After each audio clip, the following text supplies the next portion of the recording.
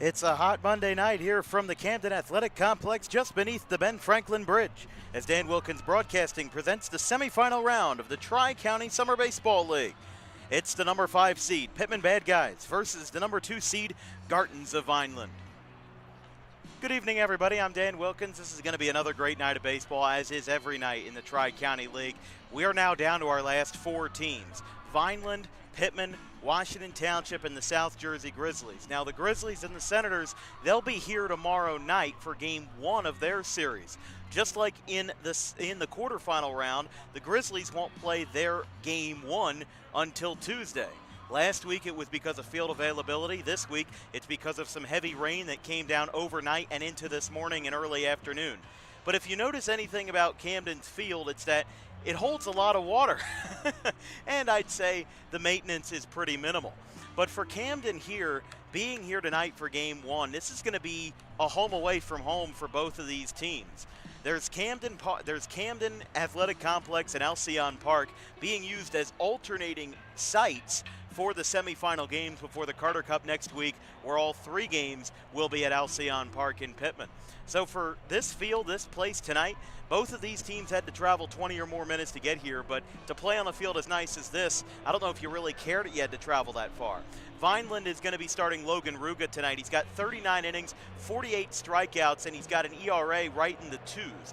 Meanwhile, for Pitman, they've got their ace. They've had their ace for the last 10 years, and it's Chris Rollins, the former Camden River Sharks pitcher and also former Cubs draft pick back in 2005, who's racking up more strikeouts again this year with a whip under 1.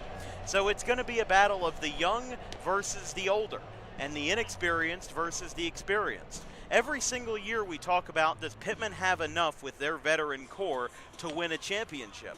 But every year, it ends up being the same 3 guys, Billy Rice, Adrian Gonzalez, and Chris Rollins, that wreak havoc on a league of college kids and college graduates. But it's always entertaining every single year, and that's why this team is a contender. Will they be able to repeat? Well, the Pitman Bad Guys are at least 4 games away from finding out. But until then, we've got Pitman and Vineland coming up after this on Dan Wilkins Broadcasting.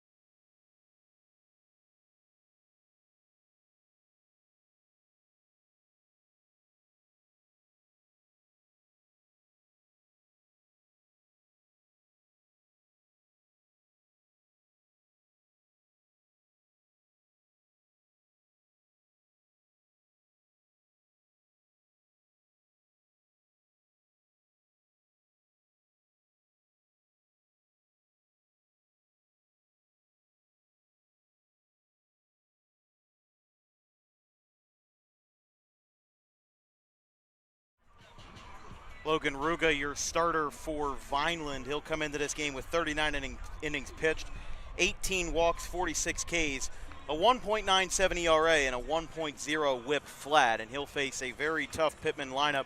Despite Vineland being the 2 seed and Pitman being the 5, they'll have to face tonight. Billy Rice in center field to lead us off. Adrian Gonzalez is your shortstop in the 2 slot.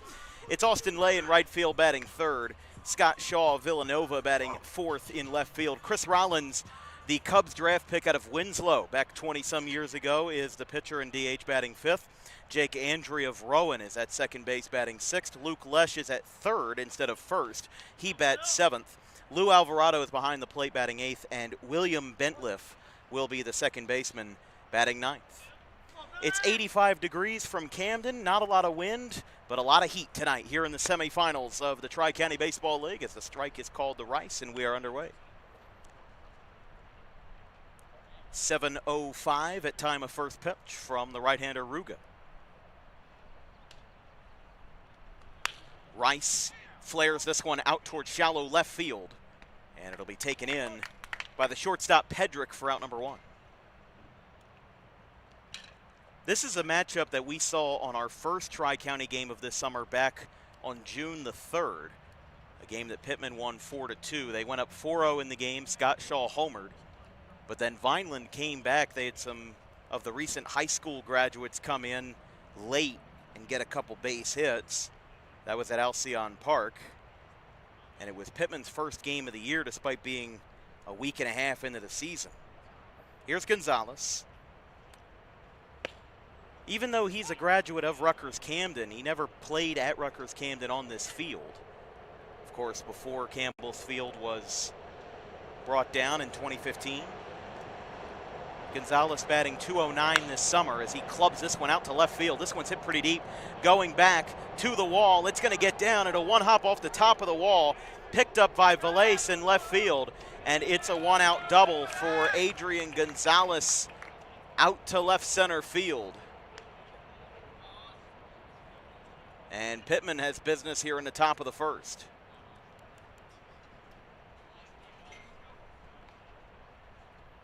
So here is Austin Lay, the right fielder.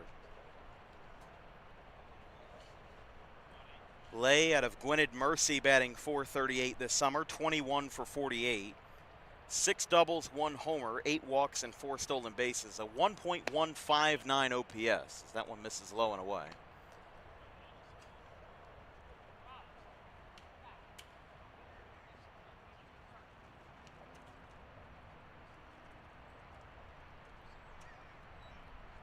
Ruga looks back at second in the 1-0. Oh, time called. Time called late on that one, and Ruga a little bit frustrated there.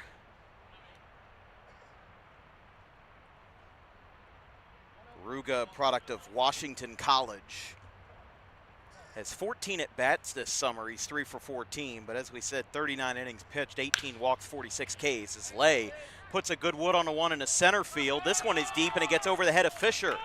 Gonzalez will score from third. Lay will park it at second, and it's an RBI double for Austin Lay, and it's 1-0 Pitman here in the top of the first.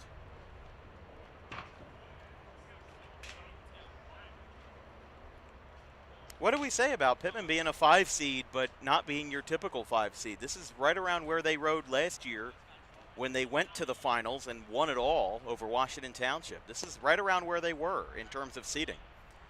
As Shaw swings through the first pitch by Ruga. It's 0-1.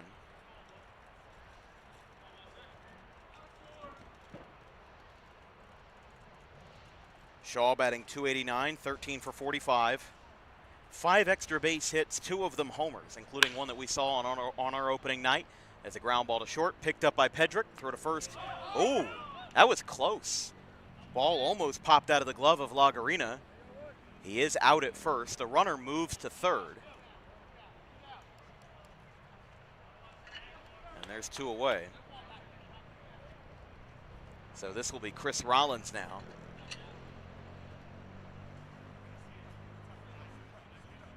Again, I like to say every year that it's so interesting to see a lot of college kids on the field, and then you got to face somebody who was a late round draft pick by the Cubs back in 2005 out of Winslow Township. Also a star at Rowan Gloucester, at the time GCC. He joined the Rowan University baseball staff as an assistant coach in 2024. Also served in the same position at Rowan Gloucester as a high chopper to short. Andrew Pedrick with a lot of work in the first, but he gets out of it as he stumbles over the mound getting back to the dugout, but that's just all that momentum from the shortstop. Pitman scores one on an RBI double, We go to the bottom of the first, 1-0 as Vineland takes their first at bats.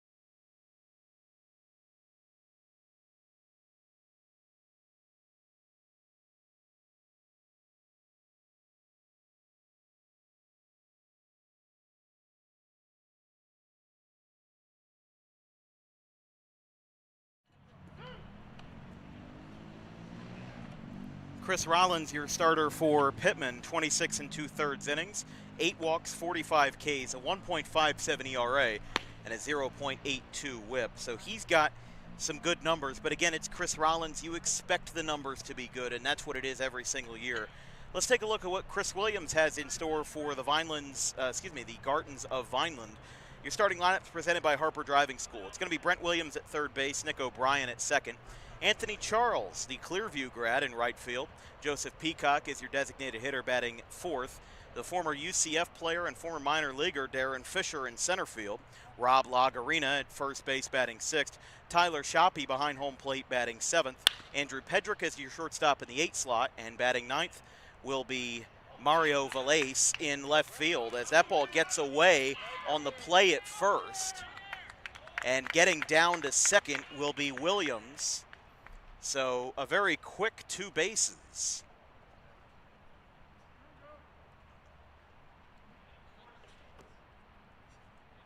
And the batter will be O'Brien, the second baseman.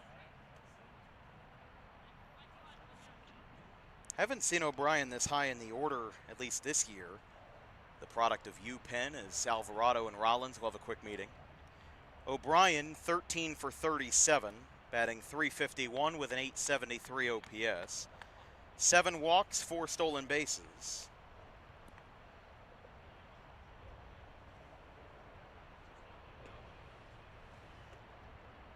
also has pitched 2 2/3 scoreless innings on the mound this season.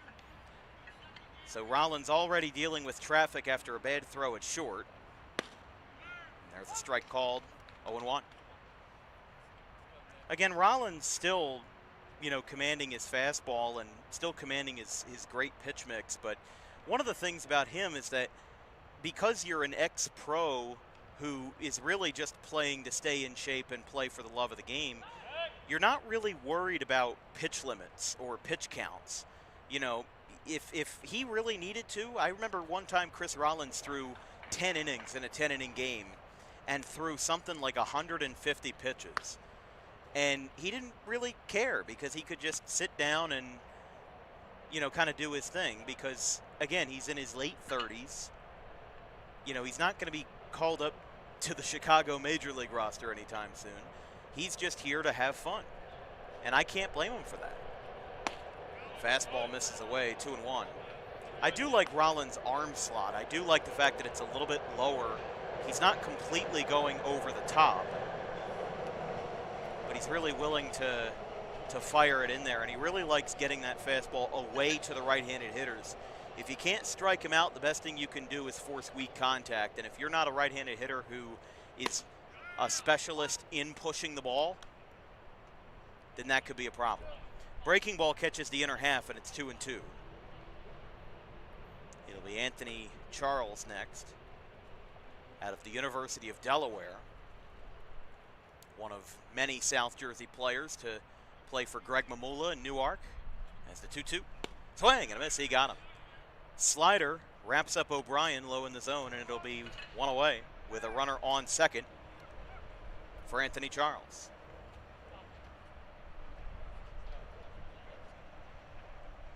I think the big thing if you're Charles here, I'd like to see him try to go the other way. Lesh is standing pretty far off the line at third, and that's mostly because Gonzalez is holding the runner near the bag. So if he could go the other way, try to get in that 5-6 slot, try to bring your leadoff man home. That one misses inside. 3 out of the 4 series that the Tri-County League held in the quarterfinals were 2-0 sweeps. Pitman over the Rough Riders, Washington Township over Cherry Hill, and Vineland over Cinnaminson, with Vineland winning 12-0 in their series-clinching win. They shut out Cinnaminson in both of their games, 3-0 and 12-0 respectively. After time was called, we'll resume with the 1-0. Rollins, looking back from the edge of the rubber, delivers. Breaking ball skips in, Alvarado retrieves it, and the runner will waltz back to the bag. It's 2-0.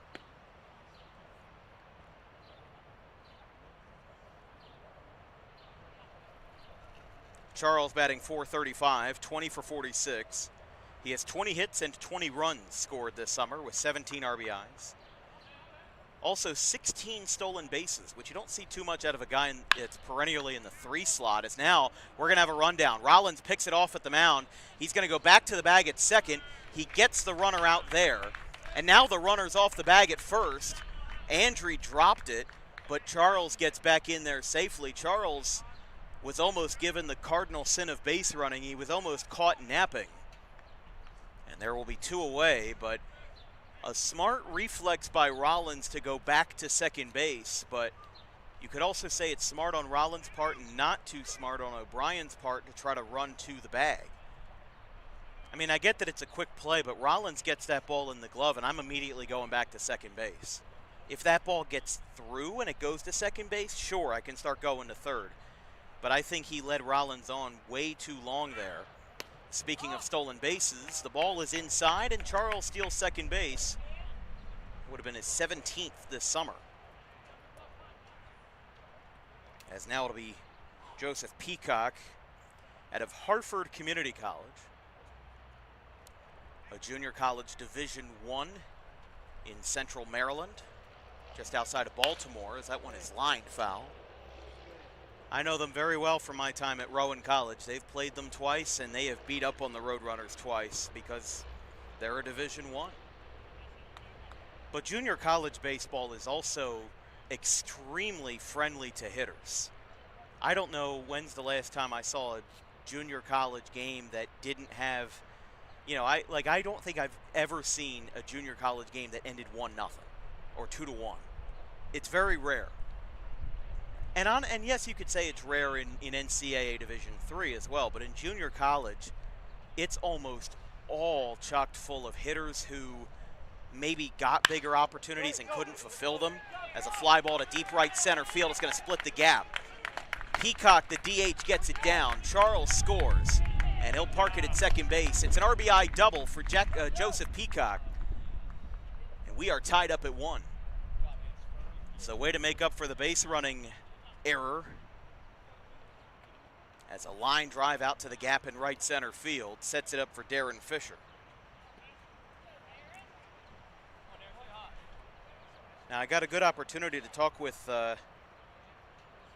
some folks before the game, and of course, we've covered the Tri-County League for 4 years, but we never really got to tell the story about Darren Fisher as a minor leaguer. He was drafted twice. He was drafted by Anaheim, the Anaheim Angels, in the 46th round back in 2010 out of Cumberland Regional.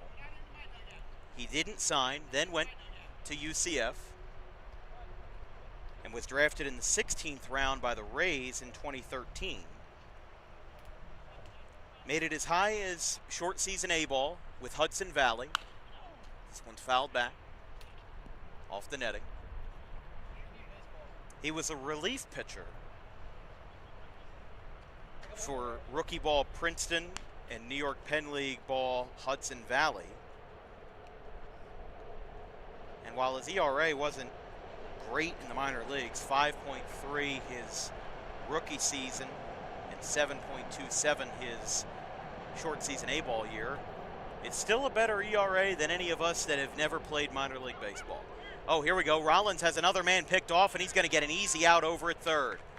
So base running mistakes define the inning for Vineland, but an RBI double makes it all okay as they tie up the game off the bat of Joseph Peacock. We go to the second here in Camden, 1-1.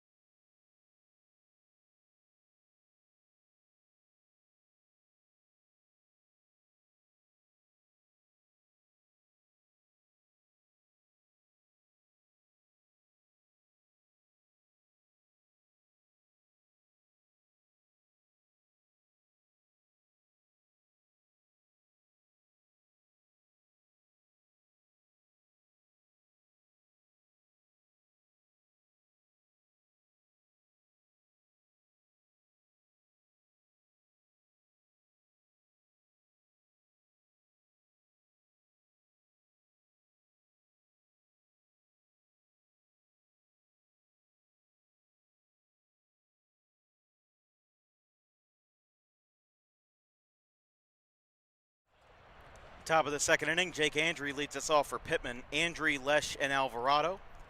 It's 6, 7, and 8.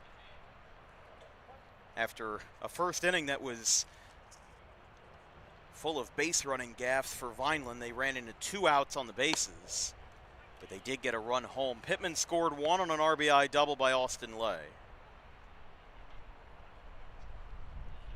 Also a lot of action for Andrew Pedrick, your shortstop, former Woodstown guy in the field, as that one is fouled back. Yeah, I think the good thing if you're Chris Williams having a team based in Vineland is that, you know, there's really not another team in this league that's based around that area.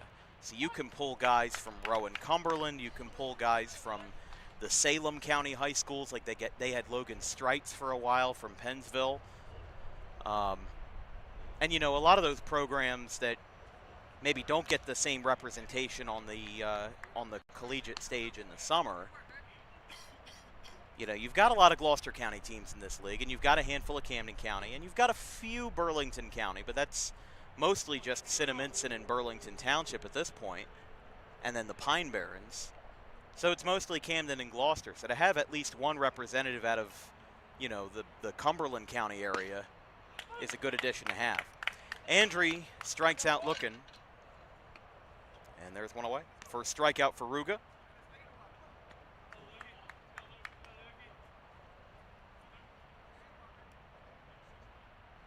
So here is Luke Lesh. Lesh, the graduate of Gloucester Catholic in 2019. As a part of those very, very good Adam Tussey teams before Dennis Barth took back over in 2020. Obviously, Gloucester Catholic's going to be good every single year. I think that's a given. But the ball carries to lefties in this ballpark. It really is a dead spot for right-handed hitters, but I've seen probably a good 60 to 70% of hitters' home runs in this ballpark in my 4 or 5 years doing games here from lefties, as that one's away.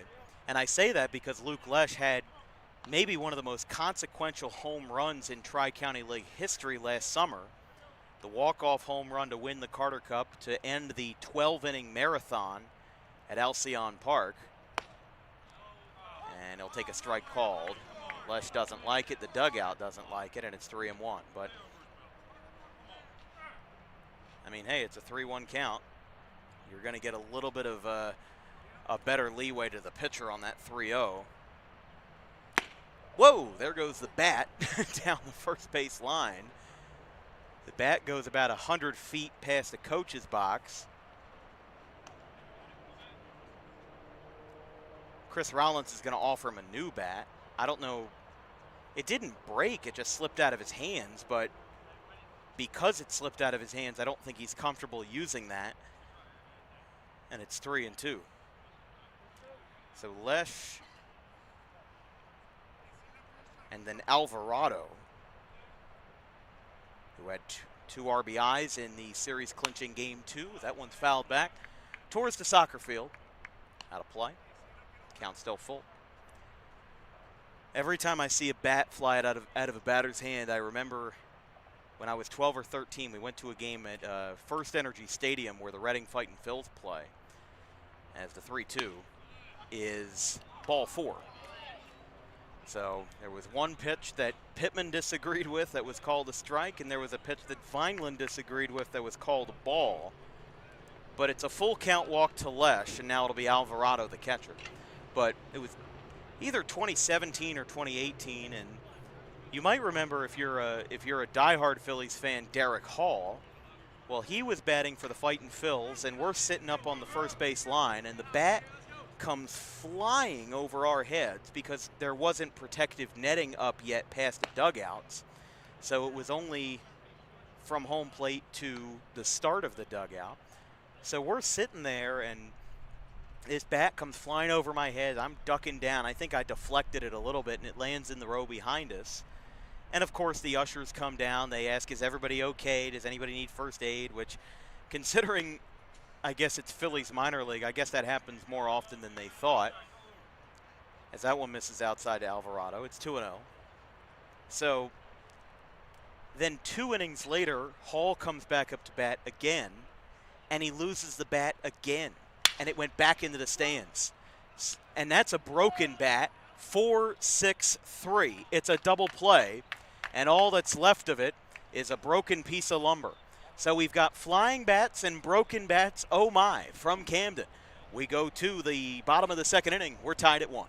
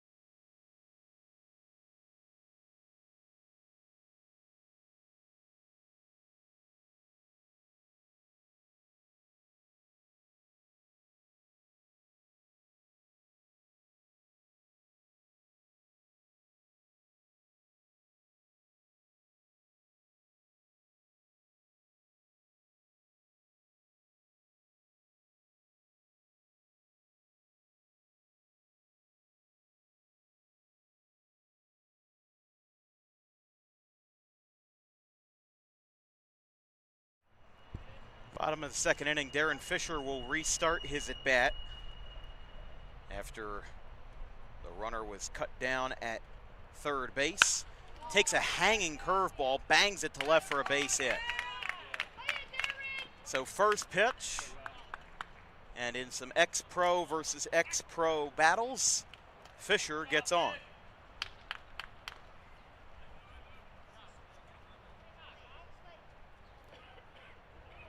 So here is now Rob Lagarina, the first baseman. Rollins delivers. That first pitch is cracked into center, and that's going to drop in front of Rice. So 2 pitches, 2 hits off of Rollins. And Vineland definitely means business in this ball game. They're attacking early and often, and that will now set up Tyler Shoppe, the catcher, out of Rowan Cumberland. Now Rowan Cumberland, who's had a lot of success in the junior college world in recent years, just picked up a national championship 5 or 6 years ago. They just picked up a big splash of a head coach, Vincent Landino, who wasn't a head coach that long over at Delsea, but really proved his worth and won a sectional championship just in year 2. And that gave him the promotion to go down to Vineland and pick up the program at Cumberland. I'm really excited for him. I think that that's going to be a great opportunity. You don't see too many high school coaches make the leap directly to college after just 2 years. But maybe Landino does want to take a bigger swing and does want to make a bigger impact at the collegiate level. Just like how for Chris Rollins, being an assistant coach at RCSJ Gloucester was a launch pad for him being the assistant coach at Rowan, which is a nationally ranked Division III program.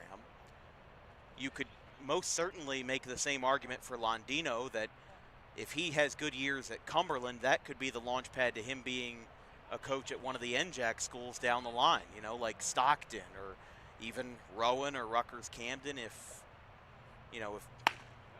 Ryan Kulik steps down for whatever reason.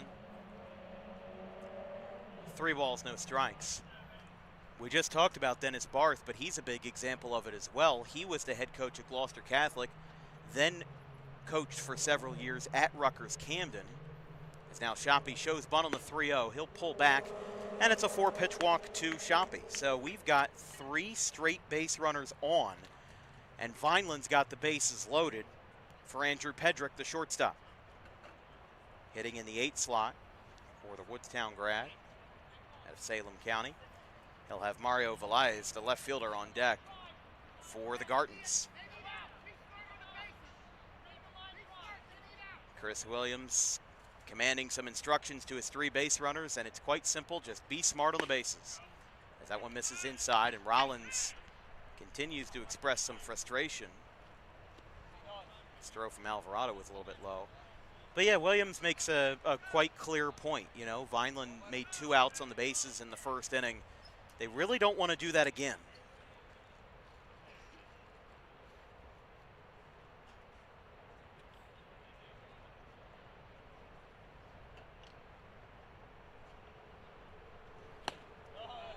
That one misses out. 2-0.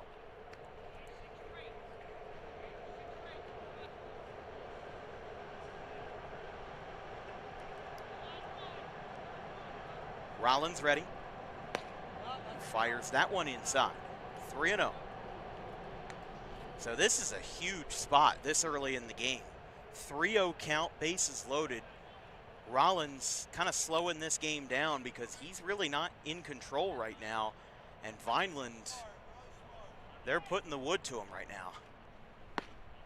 That is going to be a strike called. 3-1. Again, that's what you kind of expected on 3-0 for that zone to ever so slightly expand. It did hit the inside corner as the 3-1 is fouled back, and now Pedrick works himself back to a full count. So Pedrick and then Velez for Vineland. And it would be, as we were talking about cardinal sins in the first inning, it would be even more so to have the bases loaded with nobody out and not score. And that one is lined in the left. That one is going to get down. They won't have to worry about not scoring. We'll go station to station. It's an RBI single for Andrew Pedrick, and it's now 2-1. Vineland takes the lead. So that's 4 straight base runners, 3 hits in the inning. And as we said, everybody hop on the train because we're going station to station as Pedrick gets it down to left field, slicing it the other way. And Vineland takes a 2-1 lead. So here is Valais, the left fielder.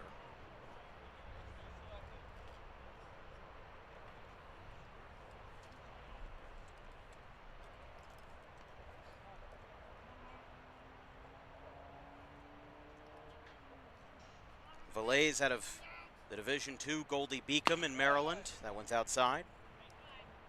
He's played in 6 games this year. He's 3 for 13 with a .231 average. 2 RBIs, 1 double. No stolen bases, but a .782 OPS for the Goldie Beacom product. A swing and a miss. A couple of Goldie Beacom guys on the team, including the guy on deck in Brent Williams. Another fantastic player at Woodstown. Helped them win the state title in 2022 over New Providence. Outside. Oh no, strike called. 1-2. 1 ball, 2 strikes from Rollins to Valais. As Rollins stepping off briefly.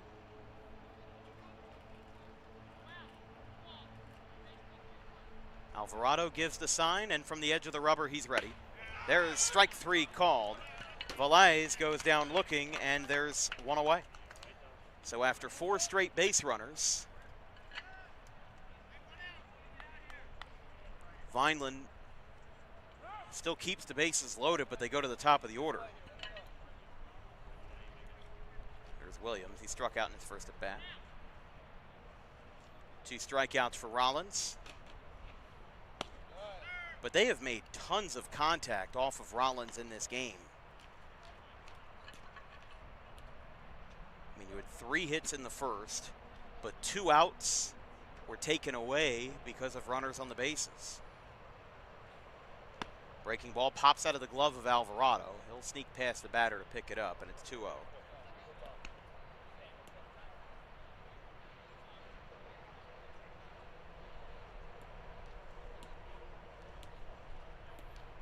Corner of the infield is in, and Lesh at third and Andre at first.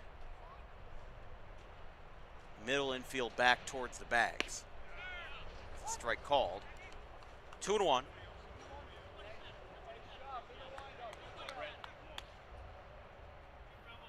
Rollins with a deep exhale, ready to go with the bases loaded. One run across already. Oh my goodness. That one's outside. Tongue twisters. It's 3-1.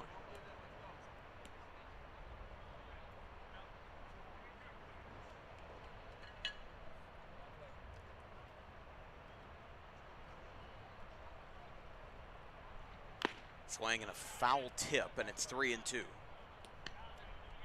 Next would be O'Brien from Penn.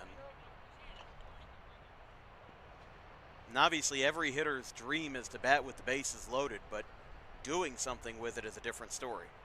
And that is ball 4. Rollins, no contest from him that time. That one missed up and away. So it'll be Lagarina coming in from third, and the bases loaded walk makes it 3-1 Vineland. Hey, it's an anticlimactic way to score, but it's a way to score, and that's all you need. Don't need any flashy dynamics here in this playoff series.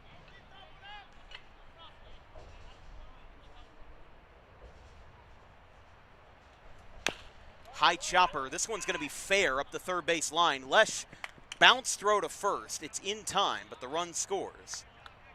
There's 2 away, and it's now 4-1. So instead of vying for the out at home, they instead just go for the easy play at first. It's a 5-3 ground out, and it scores Shoppy. So the third run of the inning, and now Vineland possesses a 3-run lead. Runners on second and third, 2 away. Pedrick on third, Williams on second. And a high chopper on the first pitch. Charles is going to limp out of the box. The ball hit the foul chalk, but then veered foul to the right. There is a lefty, Ethan Schaub, warming up in the bullpen. The Haddon Township grad who spent time at Rowan Gloucester, now at Delaware.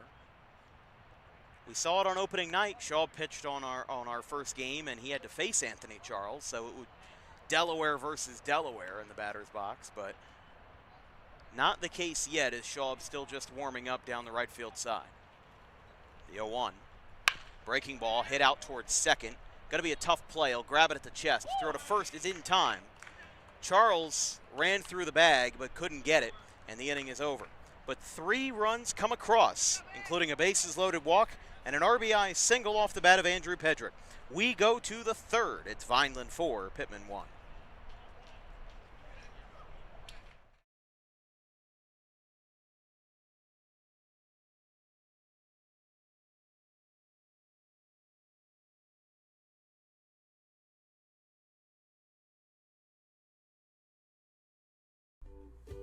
In life, the road ahead is full of possibilities, but to navigate it safely, you need the right skills. Harper Driving School is the premier driving school serving Gloucester, Salem, and Camden counties. With experienced instructors, many of whom are teachers in local schools, we are dedicated to your success and will help you master the road with confidence. With an over 95% success rate of students passing their road test on their first try, you know your student will be in good hands while embarking on a huge step of their young adult lives, all while avoiding the lines at the DMV and getting insurance discounts. We chose Harper, and so should you.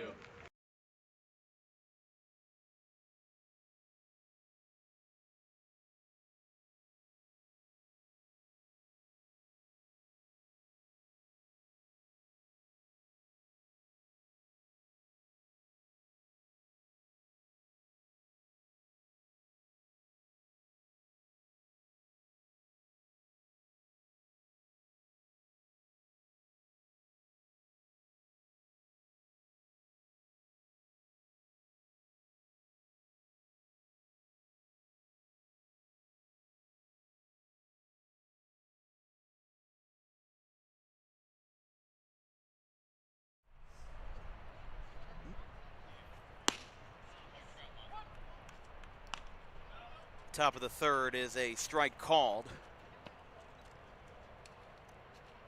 to Bentliff, the second baseman.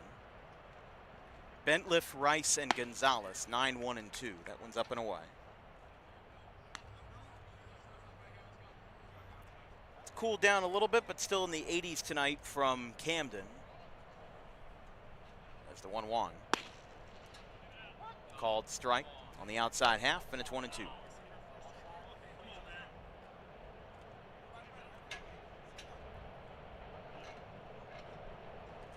The 1-2.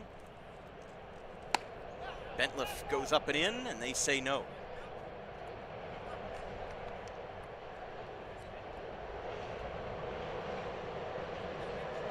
There's that train going over. Heading back to Lindenwald. It's the 2-2. 3 balls, 2 strikes. We'll say Patco greatly improved their service when they allowed you to just tap to pay instead of getting a dedicated paper card.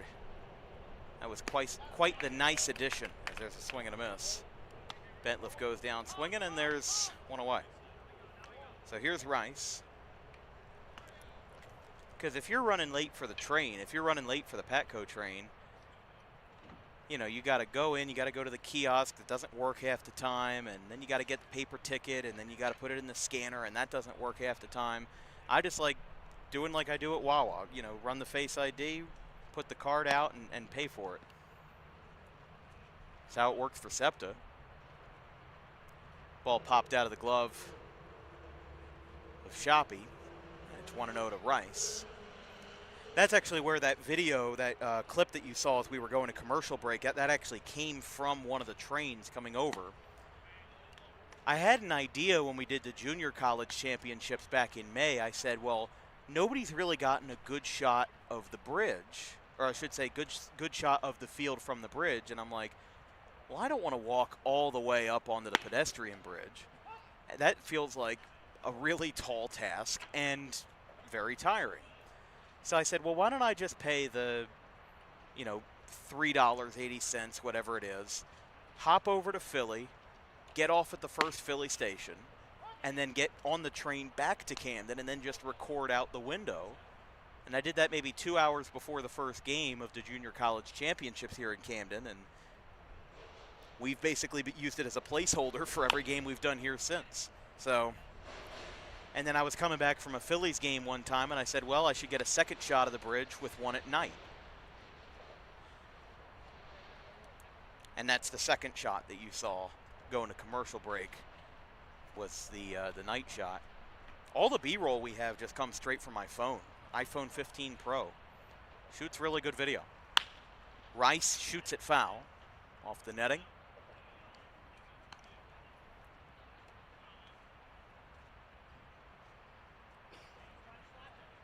As the sun gets ready to set over the Ben Franklin Bridge.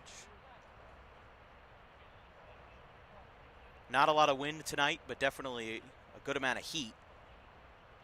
As a breaking ball misses up and away. Count is full, 3-2. Adrian Gonzalez on deck, the shortstop. He is 1 for 1. As Pitman went back-to-back with 2 doubles in the first inning, as Rice pokes this one out to short, kind of like a Luis Arraez hit, and that is a base hit for Rice. That one almost went into the Pitman dugout, but they are able to keep it out of there. And an infield single for Billy Rice.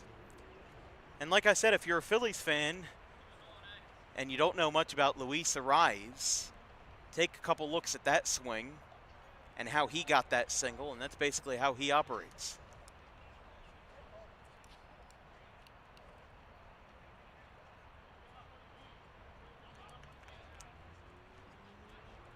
I don't know why people are up in arms about the Phillies trading for Luis Arraez. I thought it was a great deal. 3-time batting champion on a team that's full of guys that aren't known for their batting average, like Harper and Schwarber and, Alec Boehm, Bryson Stott. I mean, Schwarber's a guy that used to hit under 200 every year. The throwback to first, not in time.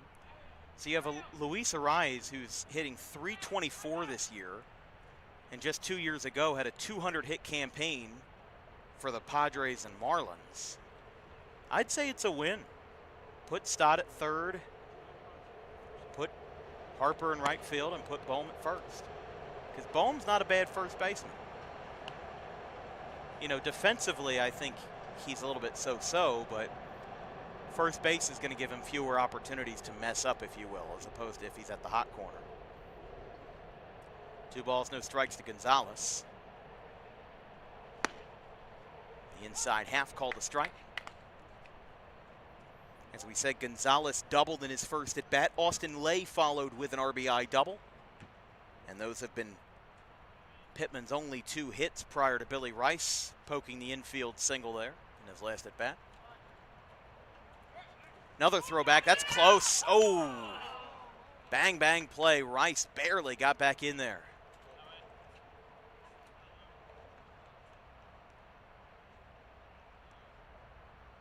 It's not often that you get a chance to pick off a guy that's as quick as Billy Rice. And when those opportunities are so few and far between, well, you might as well try again. Throw back to first, not in time.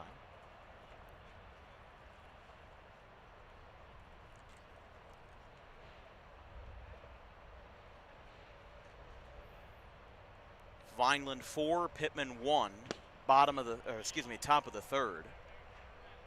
It's 3-1. 3-game series here in the semifinals. The other series in the Senators and Grizzlies was rained out. Supposed to be played at Alcyon Park.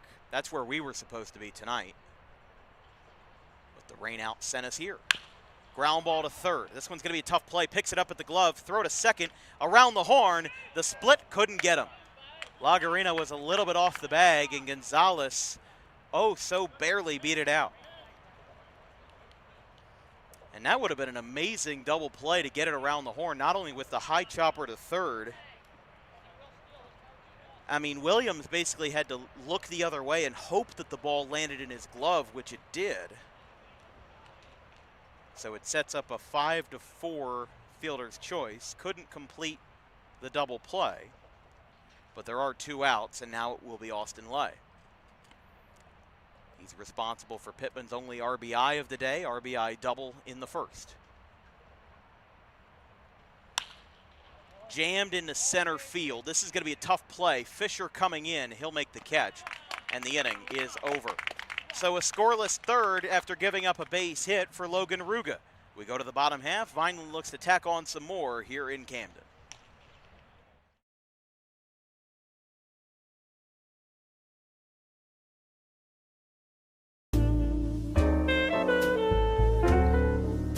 May is Mental Health Awareness Month. It is the responsibility of all of us to make sure that our friends, family, and anybody who we hold dear in our lives is feeling well. The problem with spotting mental health issues is that the symptoms aren't that obvious. Just because someone is okay or appears okay on the outside doesn't mean that they're okay on the inside. It's important that if they are in distress, that they call the right people and they get the help that they need. And it is very important that we treat each other with respect, regardless of who you are or where you come from. But it is just as important that we treat ourselves with respect, regardless of the situation going on in our lives. If you're in distress, you can call this number, 988, or you can visit any of these websites if you're not in distress, but would like to learn more information about mental health awareness and research.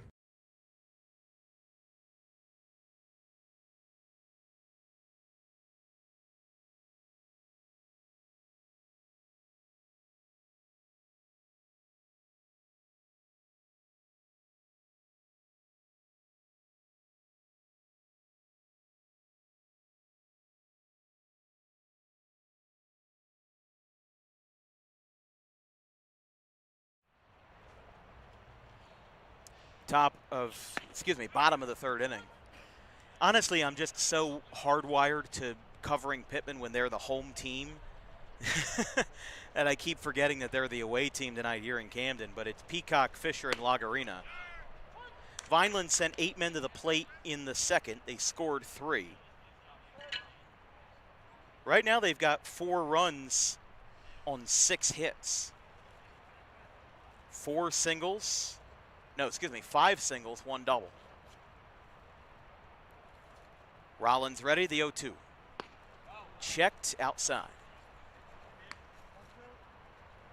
1 ball, 2 strikes to Peacock. He had an RBI double in the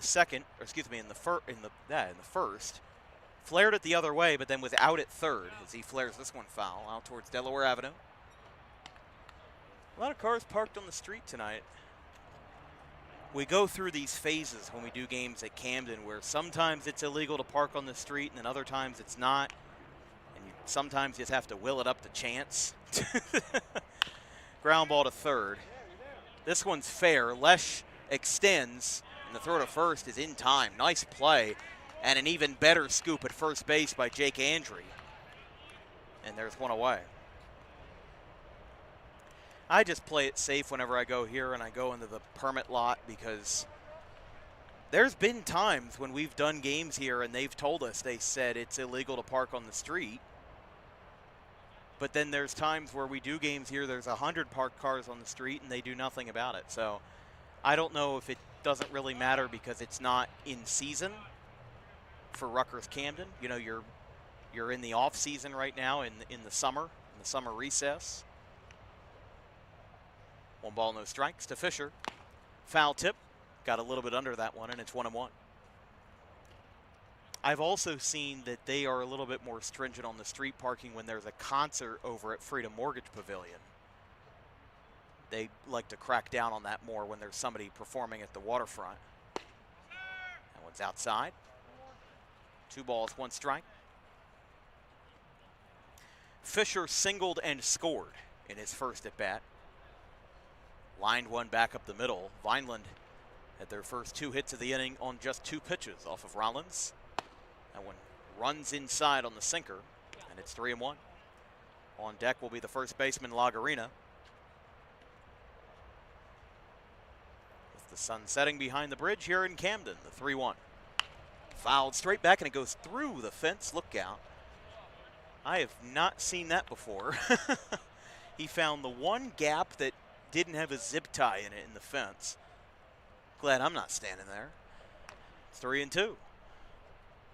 Nobody on, one away after a leadoff ground ball to third. And Fisher chased the 3-2, but it's foul.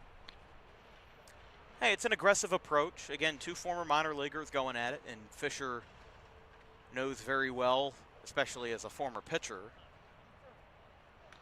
the preparedness that a hitter has to have to swing on something that's barely close on a 3-2. That one not close, though. Well low and outside, and Fisher reaches base for the second time. He walks, and now here is Lagarina. He'll be followed by Shoppy. Both donning Rowan Cumberland hats, or helmets. Hats, helmets, ball caps, whatever you want to call it. But one thing you'll learn if you're not familiar with this Pitman team is that the game really does slow down when Chris Rollins is on the mound. We had a game just last week between Pitman and the Rough Riders where it was 2 hours and 25 minutes. Ooh, good save by Jake Andre. That was a snow cone in his glove.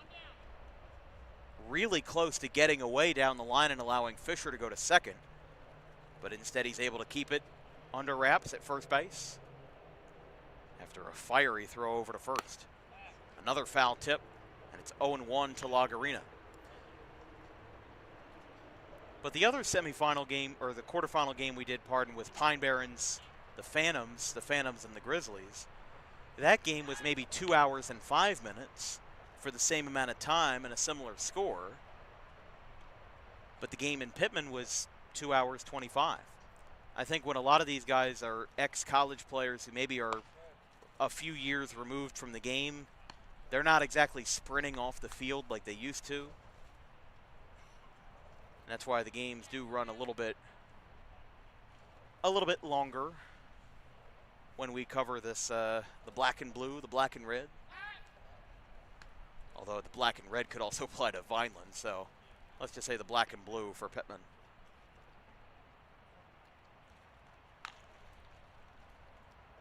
One ball, one strike. Rollins to Lagarina. Another foul tip. And it's never a good sign as a pitcher when they're not making solid contact, but they're barely making enough to foul tip it. It's usually a sign that they're almost there, that they're right on it. And maybe they're just a few very minor tweaks away from making a barrel with the baseball. One ball, two strikes. Rollins delivers, and a swing and a miss. Strikeout number 3 for the veteran right-hander, and there's 2 away now for Shoppy, so he'll take off his catcher's gear.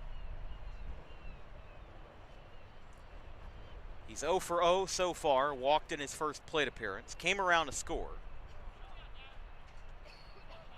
He'll bat with 2 outs and a runner on first and a 3-run lead for Vineland. First pitch, swing and a miss, 0-1. He walked on 4 pitches in his first plate appearance, so that's the first time he's taken or swung at a strike tonight. Another throw over to first, a little bit low. Rollins really does like throwing over to first base when his team is down, no matter who it is over there. I mean, Fisher can be a stolen base threat, but I think even more so, he just tries to get those outs by any means possible. If it means that he can catch a runner off guard, that's one of the best ways that he does it. Another throw back to first.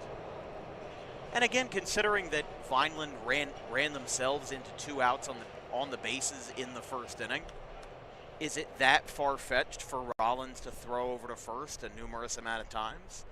I'd say no. If Vineland had a completely clean sheet and was showing no threats of stealing bases, then I'd say, yeah, it's a little bit egregious for Rollins to keep throwing over. But There's a swing and a miss. 0-2. If the inning continues, Andrew Pedrick's on deck. He had the RBI single in the second inning that started that 3-run rally for the Gartons. No balls, 2 strikes, 2 outs, runner on first, and a 3-run game. Rollins ready from the stretch, popped up, first base side, and out of play. Oh, did not like the sound of that. I did not see where that landed, but I know that that sound is not concrete or asphalt. One thing I can tell you, it's not my car because that's not where I parked. Time called at the plate. In the top of the 4th for Pitman as they trail by 3. It'll be the meat of their order. Shaw, Rollins, and Andre, 4, 5, and 6. Rollins ready. The 0-2 is low and away. 1 ball, 2 strikes.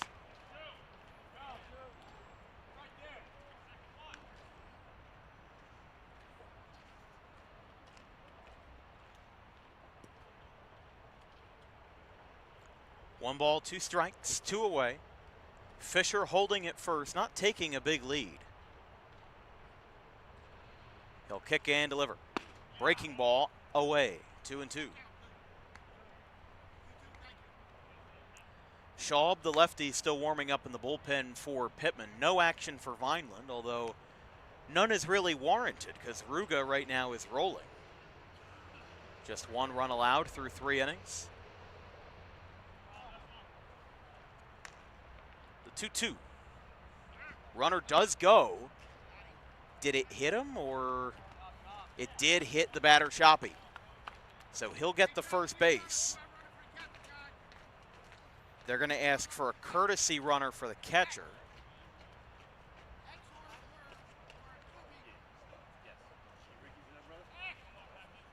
They're going to.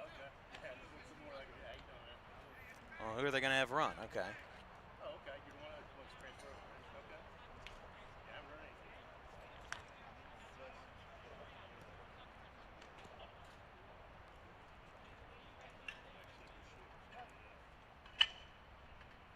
Trying to figure out who they put on first, but it's 2 on, 2 out. Someone's popped up back behind us, 0-1 onto the track. So Pedrick down 0-1. He has an RBI single to his name tonight.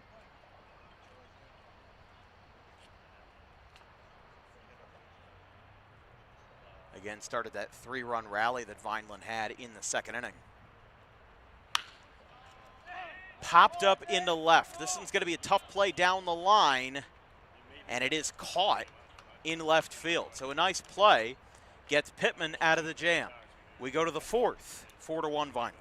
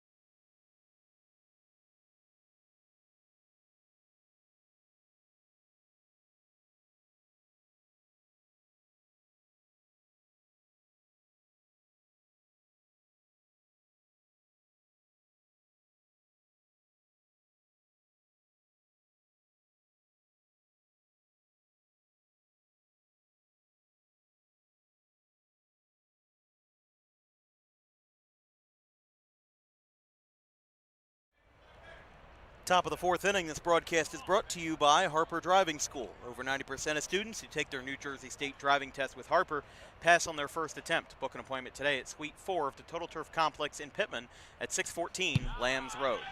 Shaw gets hit on the first pitch. And he'll take the trip down to first. And now it'll be Chris Rollins. But, I mean, hey, that's the kind of start you want if you're trying to get back into this ball game. Down by 3 runs, you're now in the middle innings, and in a 7-inning game, you'd think that the loss in the 8th and 9th doesn't really matter all that much, but it does. I mean, you really see a massive shift in dynamics and in game strategy in a 7-inning game compared to a 9-inning game. Because I tell people, I mean, most of the consequential events that happen in a baseball game are in the 8th and 9th innings. So it's like playing a basketball game with 3 quarters or a football game with 3 quarters.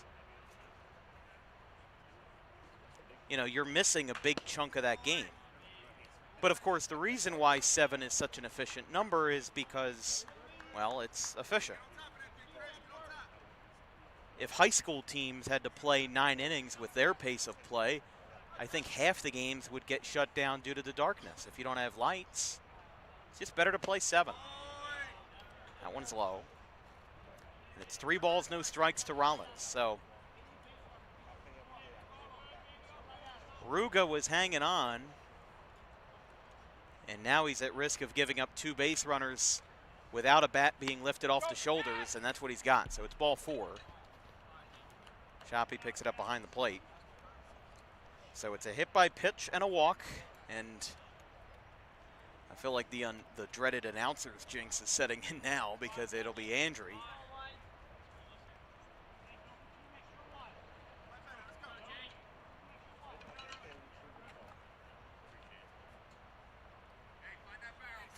Four to 1 Vineland. Andre batting with 2 on and nobody out as that one misses away. I mean, Rollins had immense problems in the second in terms of control, and he had some control issues in the third too, but it feels like both starting pitchers have now started to fly off the rail a little bit, and now infield kind of sensing the shift in the tide. They'll go talk to him. So Shoppy going out there, just giving again a little pep talk to Logan Ruga. And as we know Logan Ruga, he's a very emotional pitcher. He's somebody who, you know, carries a lot of the weight of his team's success on himself. And when he struggles, he kind of lets it get away from him sometimes.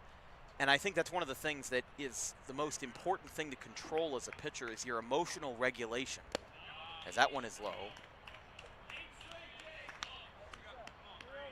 3 balls, no strikes.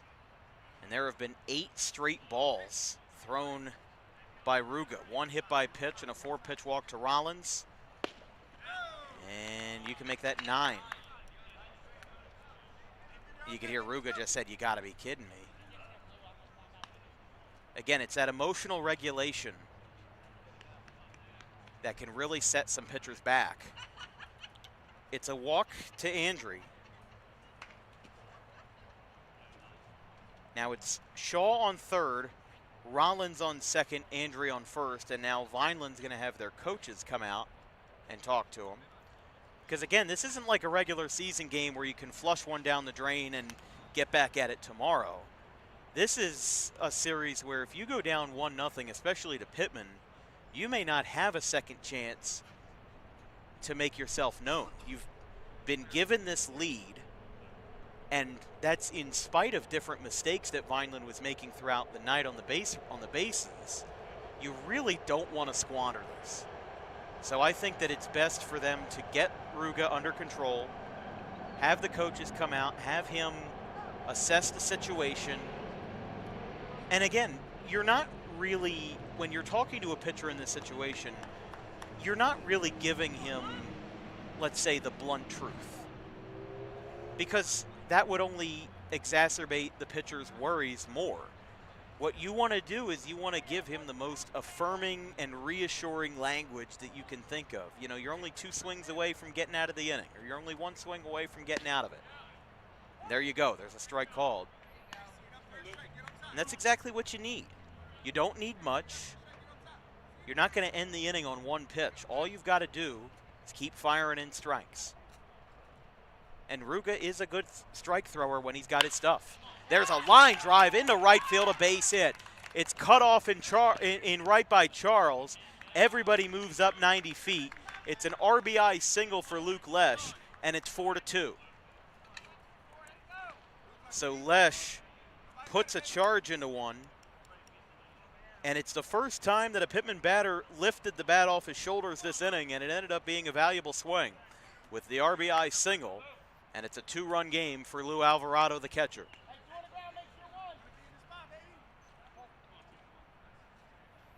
And again, a very tough spot for Ruga here, but if he gets a ball high into the zone, there's a strike called. I'd like to see him throw the ball high into the zone. I think he can induce a ground ball double play because you know what? He did that to Alvarado in the 2nd inning. He's already made him ground into a double play once. If he gets one high, I'd like to see maybe some ground ball contact. Alvarado swings and misses, and it's 0-2.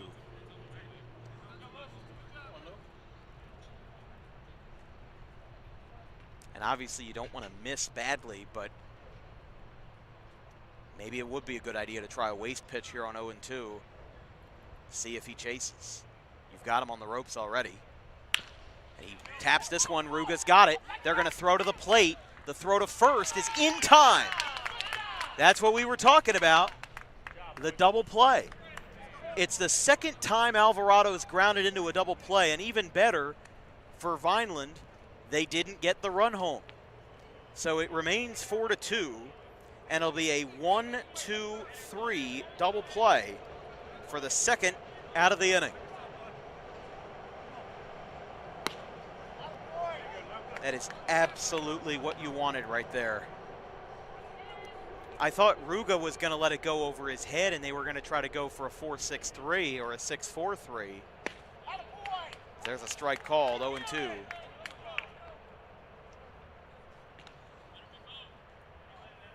But Ruga needed some pep talks to get through this inning, and he's 1 strike away from escaping it with the lead. Ruga shakes off his catcher. He's ready, the 0-2. Fastball right into the Pitman dugout. Make sure that didn't get a piece of Kip. Still 0-2. That one skipped right over the metal bar.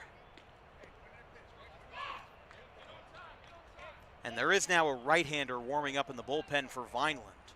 He started to get up and loose after Ruga was given a meeting by the coaches. Leading off of third, it's a swing and a miss. He got him. Logan Ruga with a huge strikeout to get out of the inning. He allows 1 run on an RBI single by Luke Lesh, but he leaves 2 on and turns a double play of his own conducting. We go to the bottom of the 4th. It's 4-2, Vineland.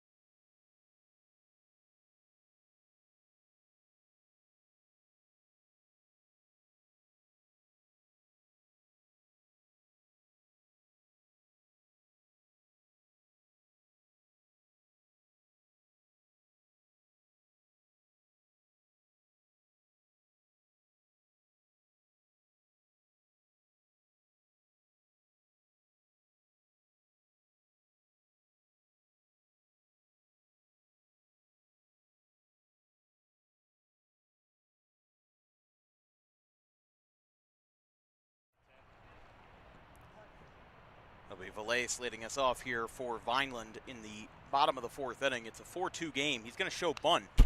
Rips it foul. 9-1-2 for Vineland. Valais, Williams, and O'Brien. Here from the Camden Athletic Complex, here in Camden, I'm Dan Wilkins with my producer, Damian Waiters. The football season is right around the corner. Our first broadcast will be on Thursday, August 27th, as the ground ball fair at the first base bag is out number 1. So it'll be Williams. But stay tuned on our social media platforms, because later this week we will unveil our 31-game high school football schedule from late August all the way to late November for our 4th annual Thanksgiving game. Check it out on our social media at DW Broadcasting on Instagram and X, formerly Twitter. Back to the top of the order for Williams. Swinging a foul tip. Again, how many times has Chris Rollins induced a foul tip tonight? It's 0-1. Williams is 0 for 1. He struck out in his first at bat. Got a bases loaded walk in his second plate appearance. That one misses.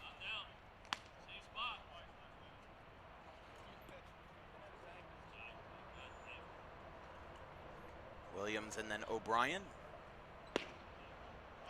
Outside. 2-1.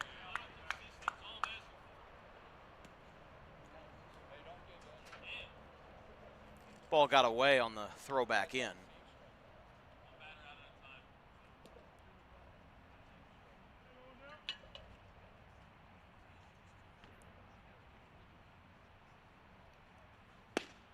There's a strike called, 2-2.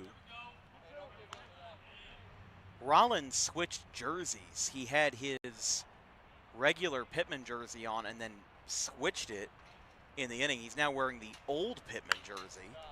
I guess he brought 2. I don't know if he ripped through the old one or if maybe he thought that. I mean, listen, pitchers are maybe the most superstitious people on the planet. I think Rollins could have literally thought that that the shirt was the reason why he wasn't throwing as well. That one missed. And it's 3-2. Ball popped out of Alvarado's glove.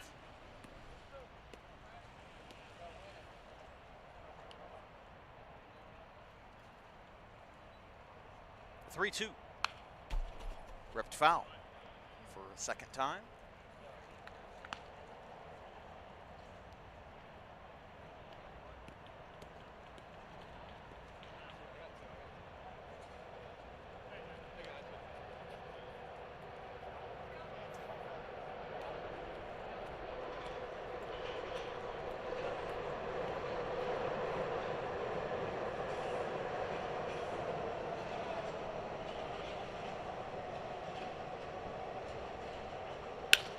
Line shot into right field past a leaping Bentliff.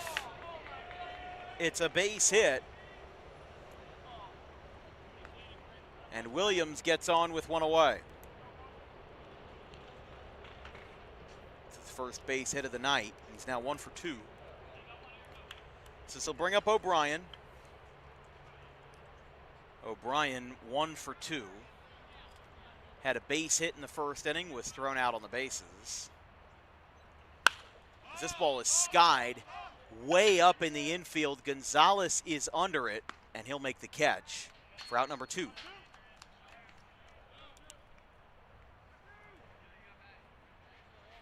A good confidence boosting out there when you can get a very quick out immediately following a base hit. That time he gives up the base hit to Williams, and then literally on the first pitch gets O'Brien to pop out.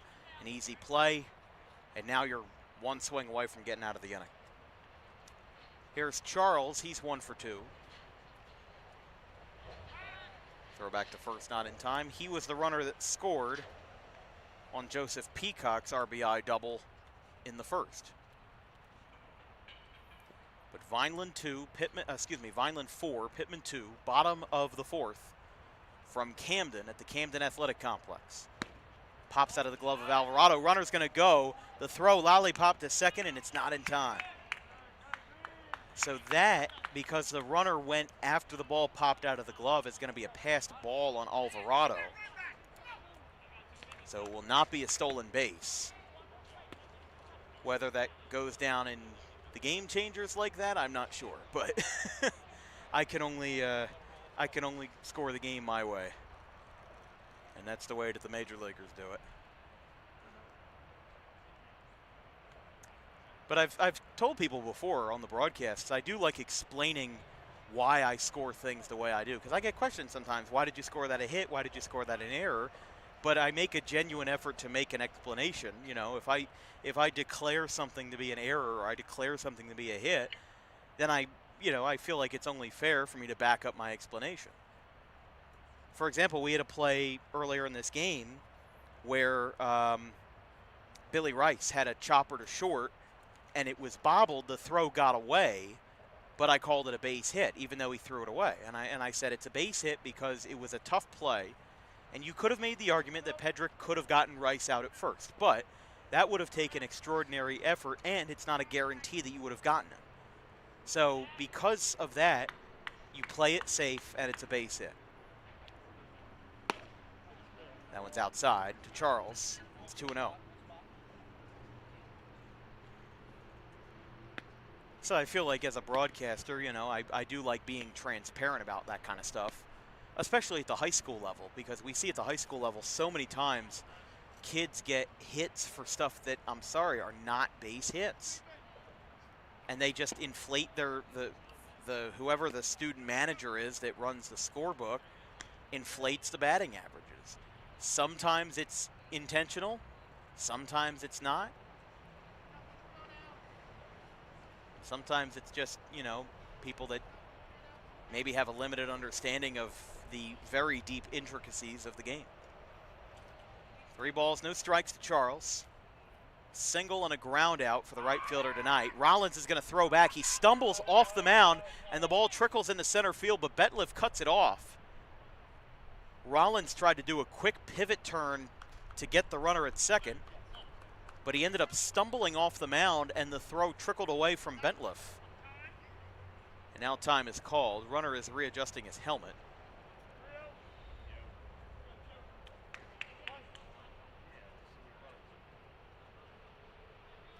Rollins ready. And the pitch. Outside. That's going to be ball 4. So Charles reaches base for the second time. Like we said, Schaub appears to be ready. He was warming up in the pen, but is now sitting down. Although they're getting him standing back up, they're going to get him moving around again.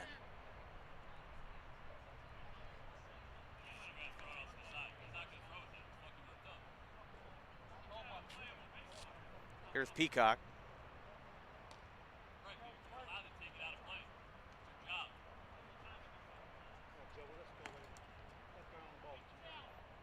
Runners on first and second, 2 away. A lot of different places you can make a play on a ground ball, as that one's low.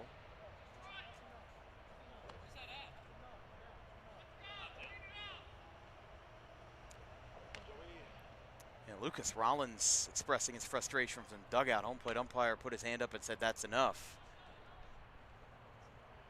Can get a little feisty sometimes in the playoffs, this bunch. As there's a swing and a miss.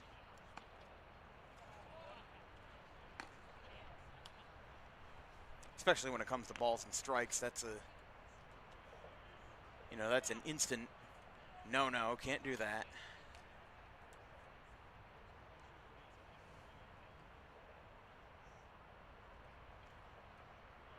One ball, one strike. Rollins delivers. Line drive. It's going to be caught at second. That looked better off the bat than where it landed, but Bentliff makes the turn and makes the catch to retire the side. Peacock is retired, and Vineland is kept off the board. We're through 4. It's a 4-2 Garton's lead.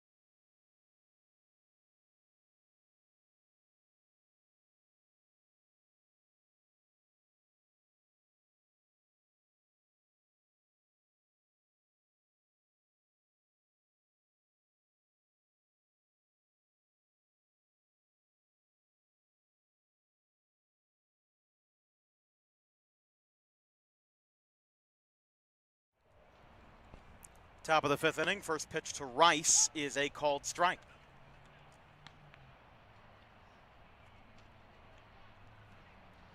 Top 3 in the order for Pitman, Rice, Gonzalez, and Lay. Ruga delivers a ground ball, high chopper to second, and it's off the glove into shallow right field. It'll stop at the second base spot, and that will be an error on the second baseman.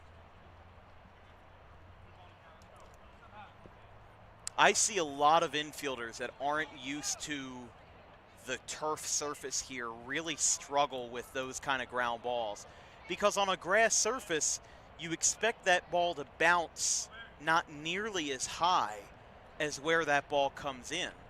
So, kind of in defense of O'Brien there, in his defense, there might not be players that are that used to it, and when you're playing 80 or 90% of your games on grass, natural grass, your kind of muscle memory is wired to think that ball on a high chopper like that, that's going to meet you at the chest. He's not expecting that ball to be nearly over his head. Yeah, that's going to be catcher's interference on Shoppy.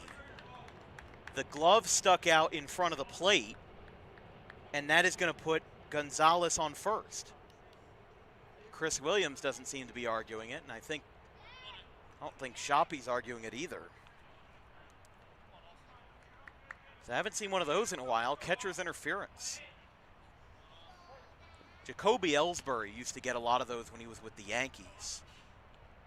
Almost every game it felt like that he would get on base one way or another because his bat would be stuck out so far behind his shoulder that when it swept out across the plate, that you were pretty likely to get a runner on if it was Ellsbury.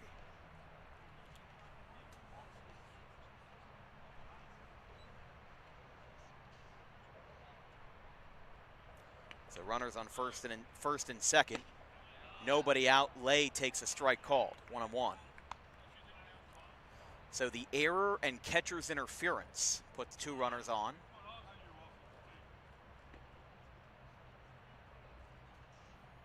But that's also a good spot by the home plate umpire to make that call when you hear that tip of the glove, as there's a swing back, and it's 1-2.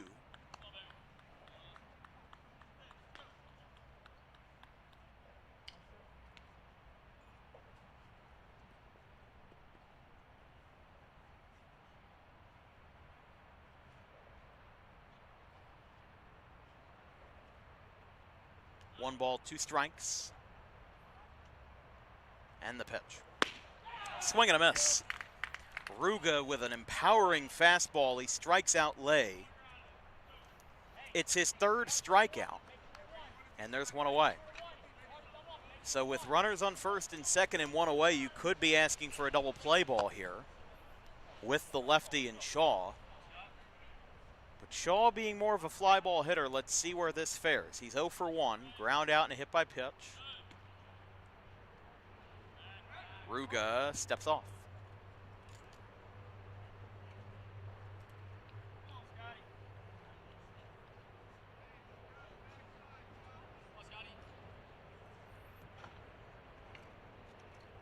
Game 1 of the Tri-County Semifinals here on Dan Wilkins Broadcasting, as that pitch is away. If you'd like to make a contribution to Dan Wilkins Broadcasting, we accept donations via our Venmo at DW Broadcasting. We appreciate all your support that we've received over the years for covering athletics at the high school, collegiate, and amateur levels in South and Central Jersey. We'll continue covering games in all 7 counties with a commitment to advancing the student athletes and the athletes of South Jersey. There's a strike called. 1-2 in the inner half.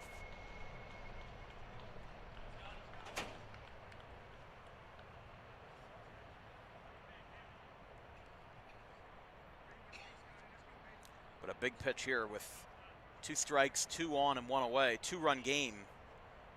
Shaw being the go-ahead run. Gonzalez is the tying run on first. So if Shaw puts one into the gaps here, that ball can roll for a while away from these outfielders.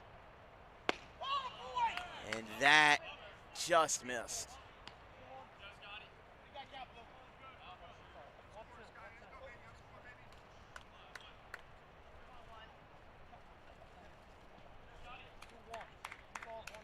Two 1 is the count.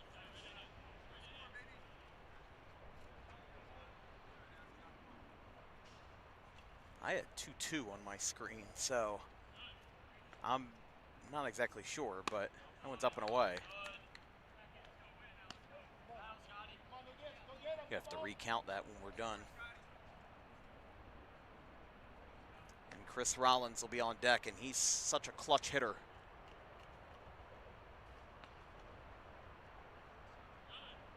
Would be great for Pitman to see him with the bases loaded here in the 5th inning. Here's the pitch. And that is ball 4, just off the plate. And Ruga surrenders another walk, his first to Shaw. And now Shoppy will go out and talk to him. Ruga has allowed 4 walks tonight. And now the assistant coming out here for Vineland. I wonder if it'll mark the end of the line or if Ruga's just going to get another talking to here, because that seemed to work. It definitely seemed to work in the 4th, inducing that double play.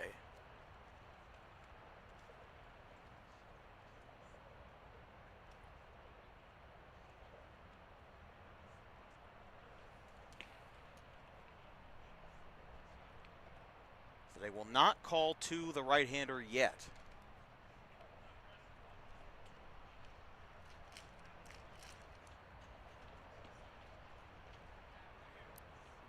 But now it'll be Chris Rollins with the bases loaded. Rice on third. Gonzalez, who is the tying run, is on second. And Scott Shaw on first out of Villanova. Strike called, 0-1.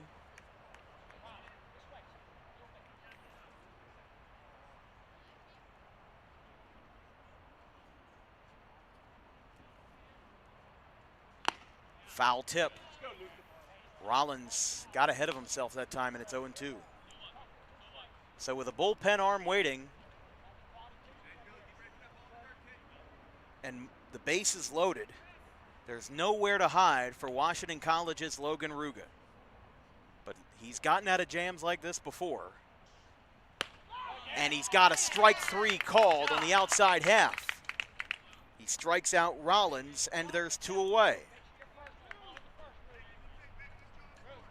That's huge.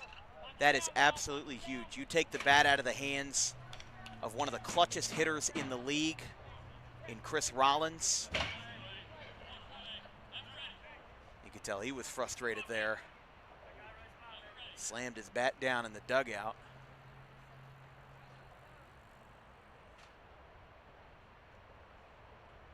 So here is Andrew. Ripped foul down the first base line. He's 0 for 1, walk and a strikeout. But of course, Pitman, in the grand scheme of things, in the big picture, is trying to repeat from last year, beating Washington Township 2-0 in the Carter Cup. That 12-inning marathon with what decided the series. There's a strike called. But Vineland isn't too far removed from a championship either. 2022 was the last time that they hoisted the Carter Cup. Of course, the Rough Riders are out, the champions from 2023 and 2024. The 0-2 is high, and Shoppy had to save that one from going to the backstop on an errant fastball. Bottom of the 5th for Vineland will be Fisher, Lagarino, and Shoppy, 5, 6, and 7. 1 ball, 2 strikes, and 2 outs. Ruga steps off. Rice on third, Gonzalez on second, and Shaw on first. Jammed towards first. Lagarina slides into the fence, but doesn't have a play. A great effort by Lagarina.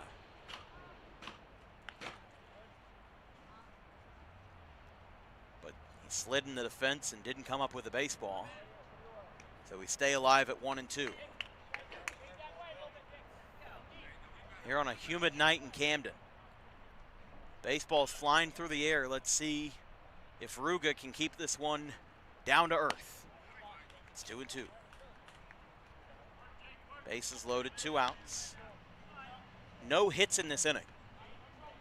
An error on the second baseman, catcher's interference, a walk, and 2 strikeouts have been the inputs offensively this inning for the Pitman bad guys.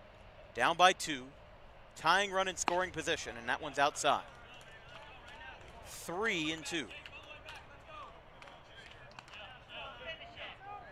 I mean, a bases loaded walk with Lesh on deck. That might be the worst case scenario here. I mean, the worst case scenario is a grand slam, but just in terms of Ruga's confidence and his bearing throughout this outing tonight.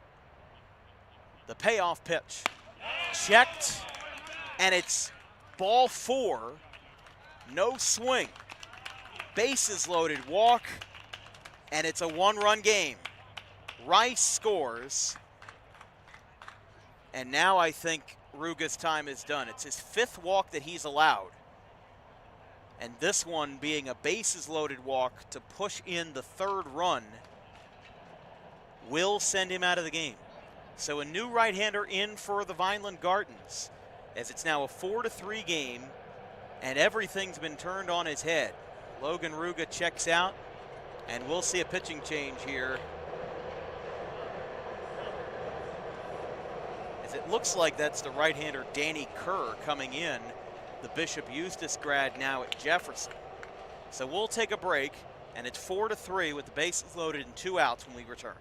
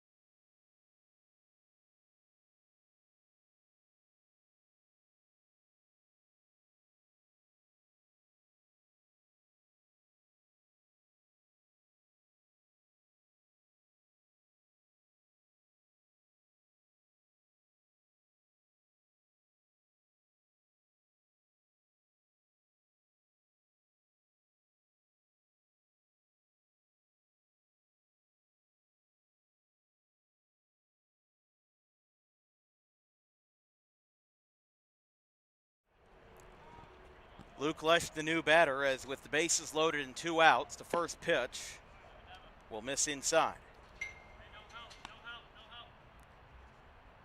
The new pitcher is not Danny Kerr, it is Carter Sari out of Centenary University, or Centenary College in Hackettstown. He's got 23 innings. He's only appeared in 4 games, so he's mostly been a starter for these guys. 2-1 record, 3 earned runs, 6 walks, 22 Ks, and a 0.91 ERA. His whip is exactly at 1. But just like when Madison Bumgarner threw 5 scoreless innings out of the bullpen in Game 7 in 2014, just like this in the playoffs, sometimes the starters have to be pulled out of the bullpen. There's a strike called, 2-1. That's what you got to do. Chris Sale did it in 2018 to win it for the Red Sox. Ranger Suarez did it to win the pennant in 2022 for the Phillies. You just have to have all hands on deck, as that one is low. Speaking of on deck, Lou Alvarado is on deck if the inning continues. Lesh talking with home plate umpire. I'm not sure what the discussion was, but it's 3 balls, 1 strike, 2 outs, and the base is loaded. Tying run is Gonzalez, 90 feet away.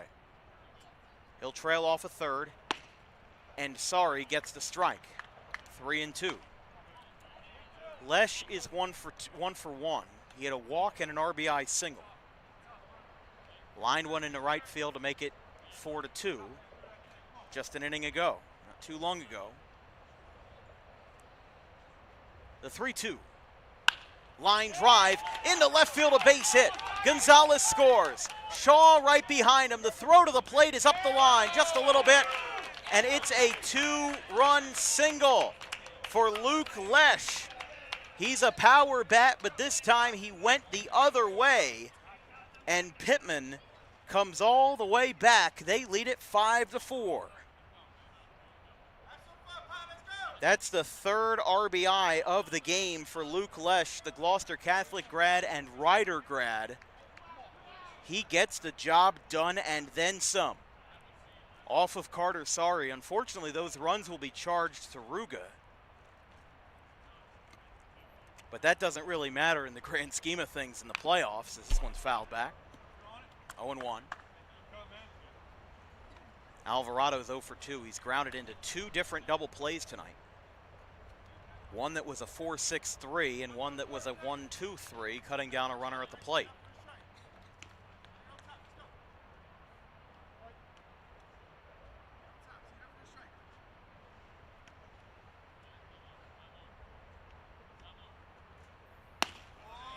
Just missed, 1-1.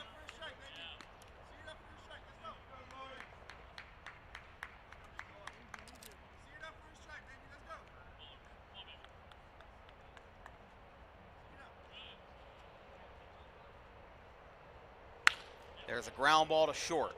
Picked up by Pedrick. Underhand flip is in time. And the inning is over, but not before 3 runs come in. A 2-run single by Luke Lesh gives Pitman a 5-4 lead. And now they've got 9 outs to defend it when we return in the bottom of the 5th.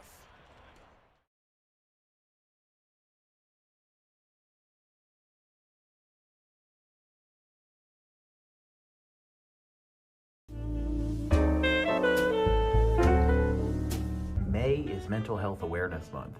It is the responsibility of all of us to make sure that our friends, family, and anybody who we hold dear in our lives is feeling well. The problem with spotting mental health issues is that the symptoms aren't that obvious. Just because someone is okay or appears okay on the outside doesn't mean that they're okay on the inside.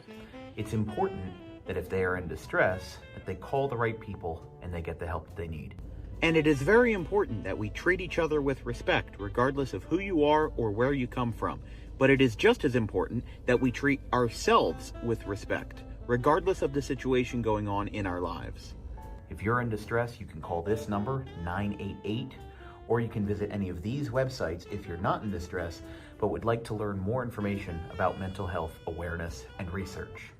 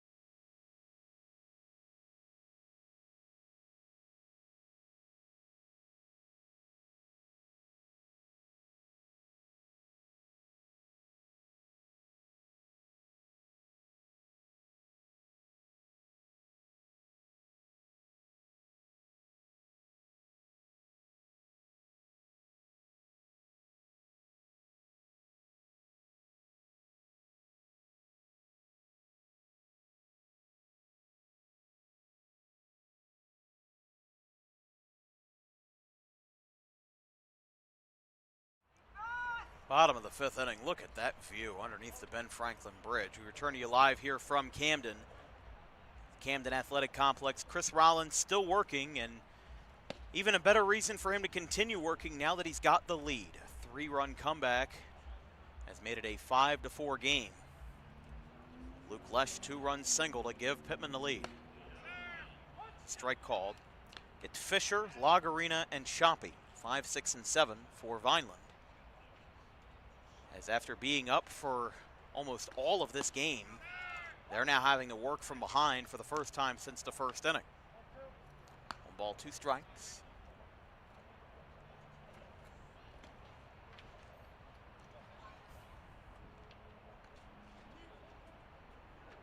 Fisher adjusting his set. Rollins ready and delivers. Got a piece of it. No, he didn't get a piece of it. The ball got away. He dives into first and he's safe. He really ran out of steam as he was going into first. He just kind of flopped into the bag. I would have run through it. But Fisher gets through. It's going to be a dropped third strike. And it will now bring up Lagarina. Just a weird situation there. I thought Fisher had made contact with it, but it must have been the glove that I was hearing.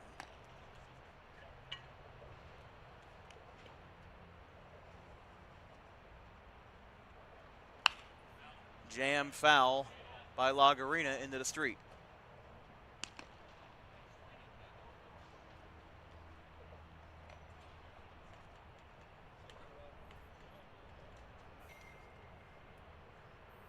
Lagarina 1 for 2, single and a strikeout to his name tonight.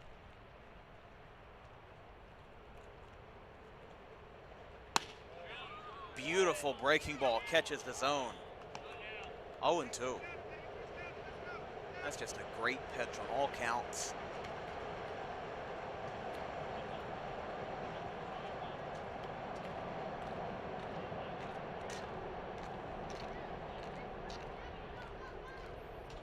Step off.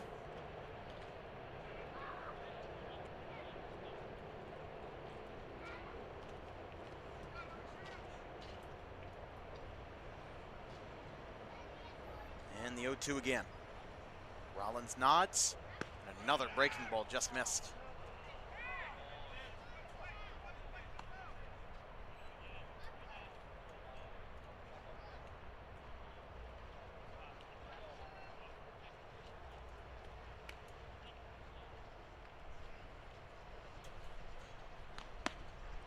Another one outside on the fastball.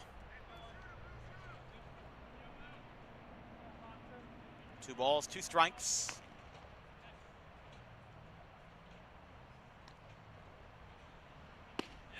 Checked. And it's out. No good there. Full count, 3 balls, 2 strikes. Vineland's got the tying run on base in Fisher.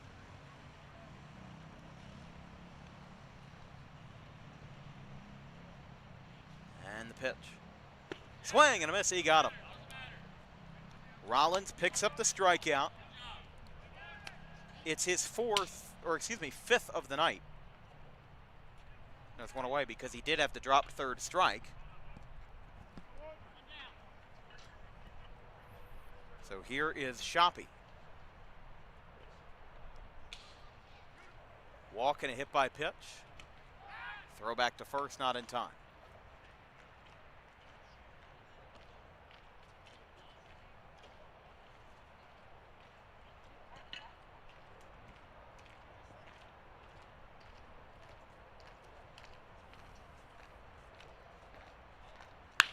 Ground ball sharply hit through into left for a base hit.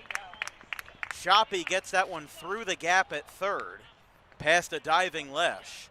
It's his first hit of the night, but it's his 3rd time on base. And it puts 2 runners on with 1 away for Andrew Pedrick. Pedrick had an RBI single in the 2nd.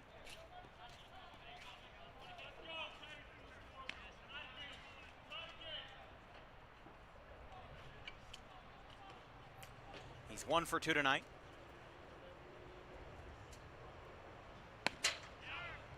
There's a strike called, 0-1.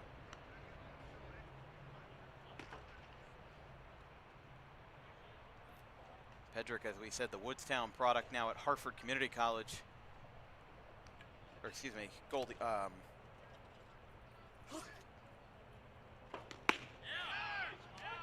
currently uncommitted as we speak, let's say. There's a strike called 0-2. But Harford had a great base hit the other way for that RBI. That was a part of the 3-run rally that Vineland had in the bottom of the second.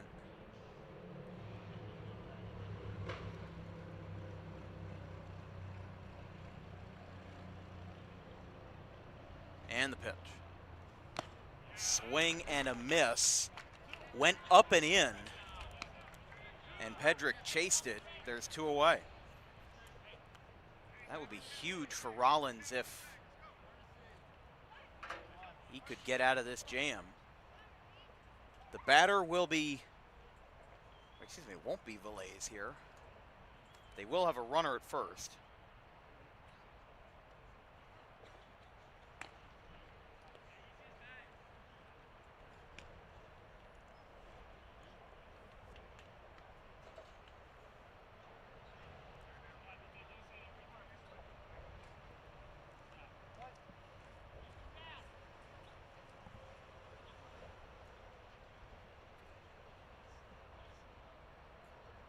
Rollins steps back.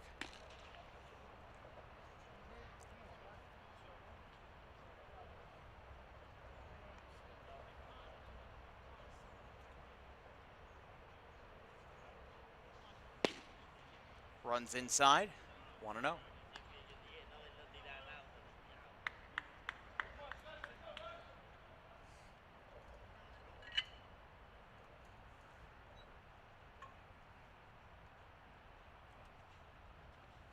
This one is lined into left field.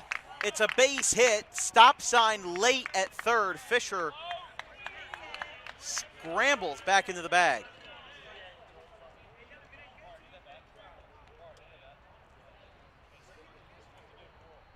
A base hit the other way loads the bases for Williams at the top of the order. So Logan Straits, we talked about him before from Pennsville High School, helping out for Vineland, gets the base hit the other way.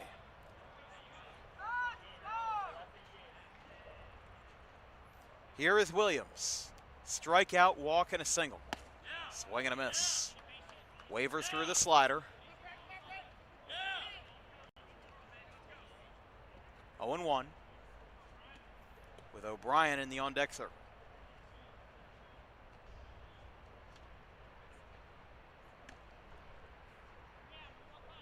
The 0-1 runs in.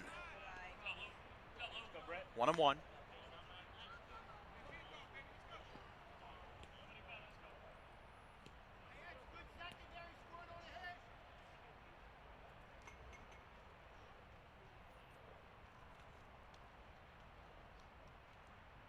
Rollins ready.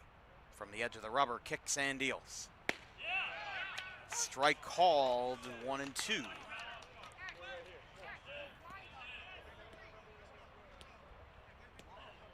Again, Williams singled back in the fourth. Got a run home on a bases loaded walk back in the second. But Rollins was down. Now he's got the lead. But a base hit could change all of that. Swing and a miss. He got him. Rollins strikes out Williams, and they keep the lead alive as he strikes him out with the bases loaded. It's Rollins' 6th of the night. And how about the very rare 4-strikeout inning for Chris Rollins? The first batter reached on a dropped third strike, but outs 1, 2, and 3 were also swinging strikeouts. We go to the top of the 6th. Pitman looks to extend their lead. It's 5-4.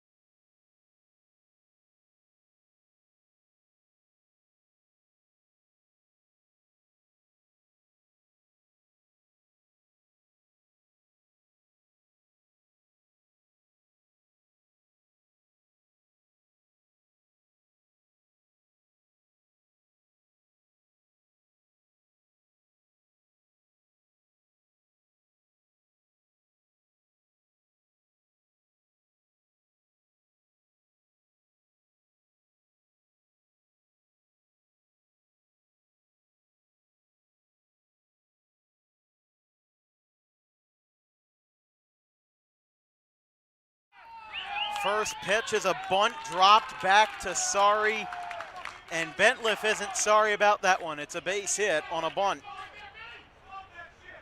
Squared it perfectly and got it right between the pitcher and the first baseman. He was 0 for 2 with 2 strikeouts until that bunt, a beauty. And now here is Rice. Bentliff is going to go. This one misses away. Throw down to second is not in time. And now a stolen base for Bentliff.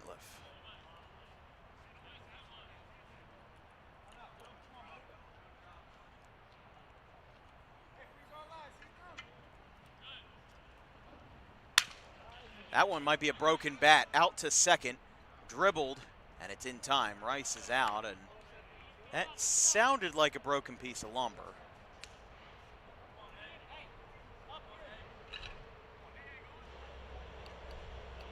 But Rice is out. There's one away.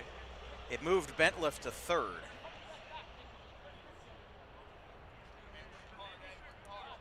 But if you think about it, Pitman has been involved in the finals for every year that we've been covering Tri-County baseball. We jumped on board in 2023 when I was a junior in high school.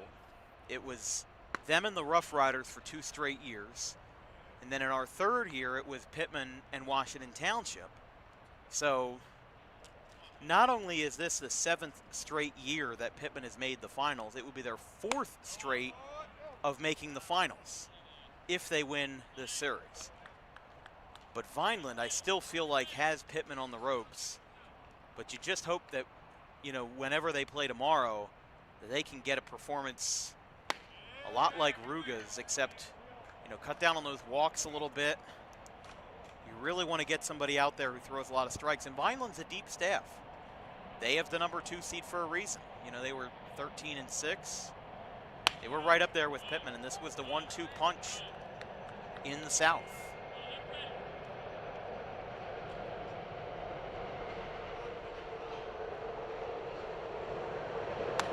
Swing and a miss. 3-2.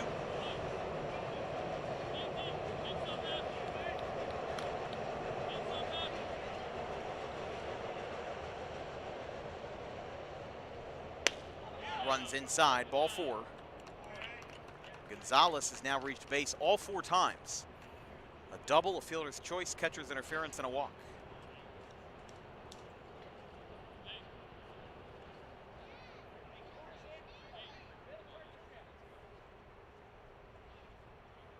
Third base in for Vineland. Not pulling the full infield in here. Sari's first pitch inside to Lay.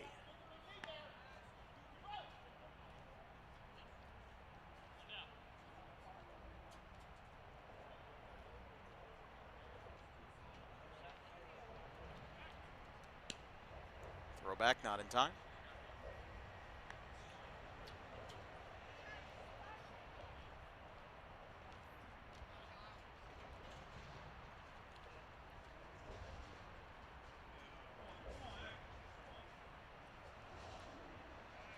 Another throw. Lagarina's going to lob this one back to Sari, take a couple of steps in.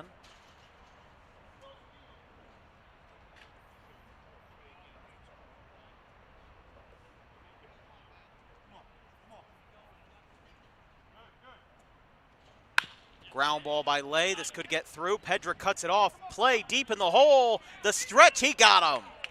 What a play by Andrew Pedrick. It scores the run.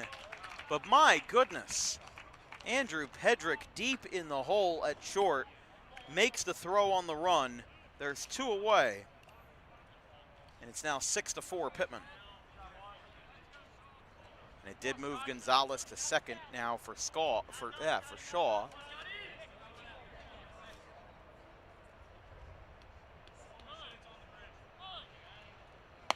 That one's high.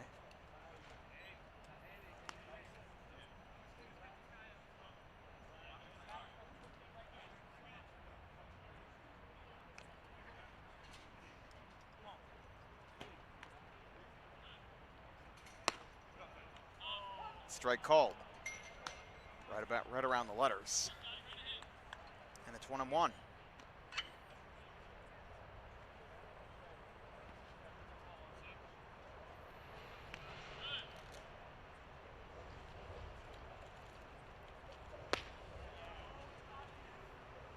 There's another strike called. Shaw disagrees with it.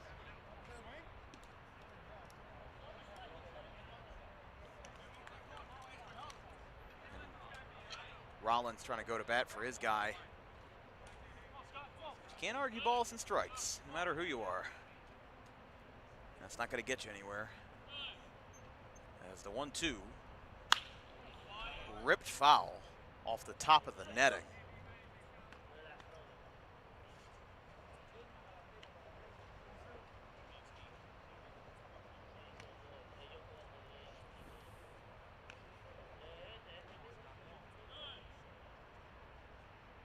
Runner on second, 2 outs. And another one fouled back. This one's deep onto the track.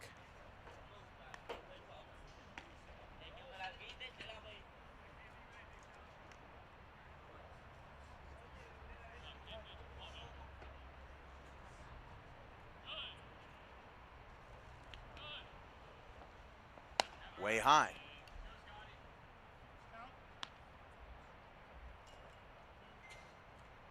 Two balls, 2 strikes, 2 outs. We told you when Pitman's in town, these games run long. That one's up and out, 3-2. The inning continues. Chris Rollins is on deck.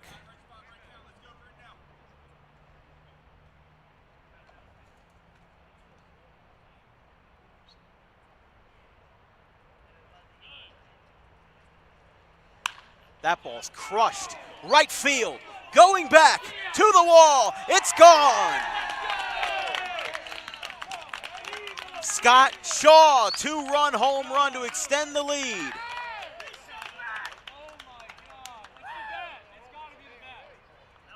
Goes over the tall wall and right. And it is a 8-4 game, or 7-4 game, pardon. Well, no, 2 runs did score. It is 8-4. Thought I had my math wrong for a second, but no doubt Scott Shaw puts a charge into that ball, and it's a 2-run homer.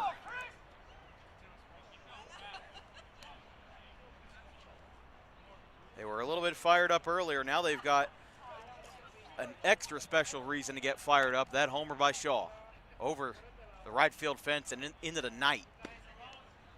Strike called by Sarri, 0-1.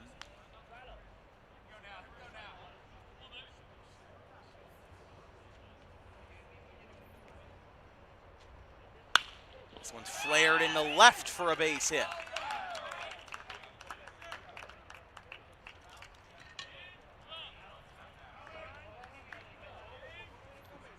So Rollins with his first hit now, and the hits keep on coming for Pitman.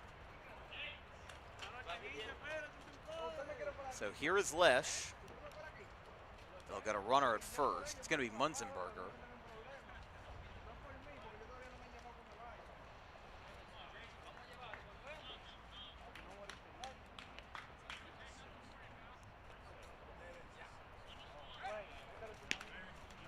Throw back to first, not in time.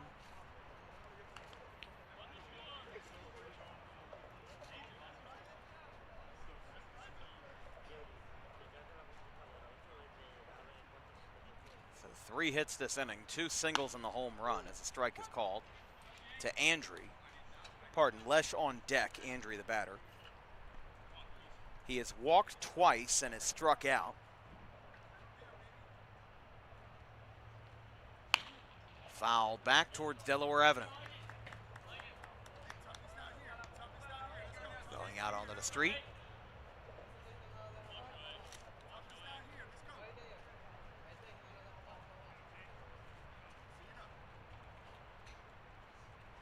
The 0-2. Grounder foul.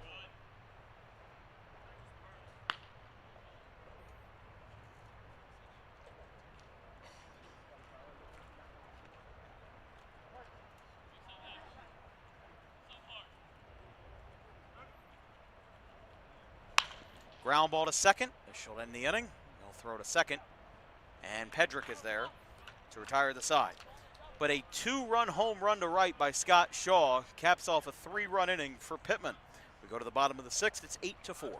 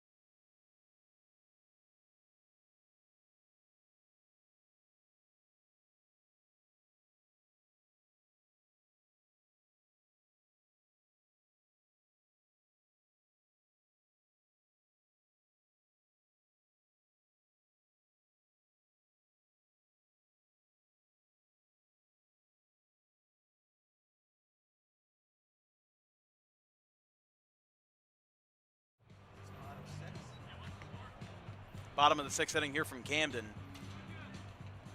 Pitman leads 8-4. 3-run inning. 2-run home run by Scott Shaw, deep into the night in right field. Extended the lead. Here on a long night. Rollins still out there, first pitch. It's a called strike. O'Brien, Charles, and Peacock for Vineland.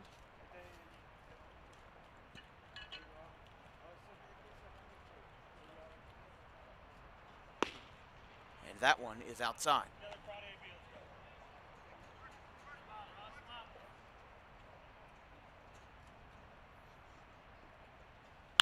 Skied into the shortstop spot. Gonzalez makes the catch.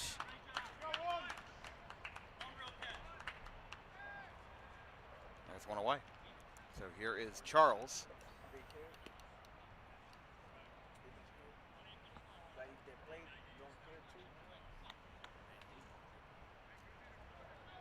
Charles is 1 for 2. Single, ground out, and a walk to his name tonight.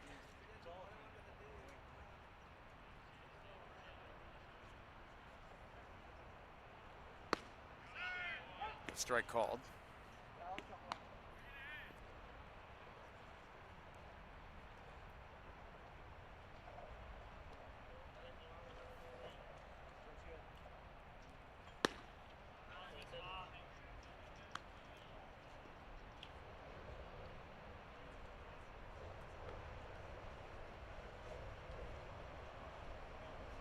One ball, one strike.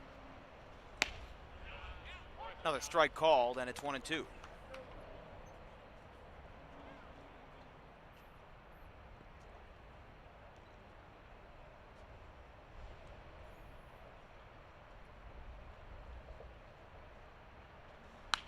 Fouled back.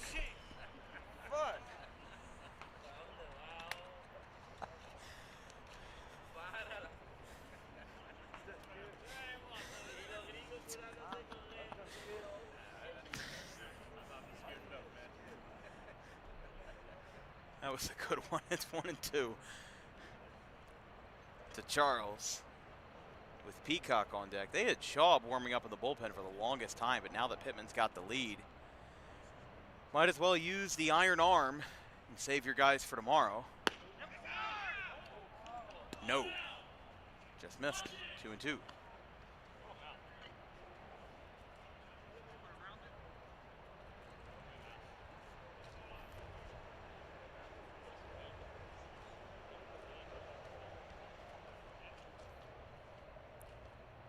Two balls, two strikes.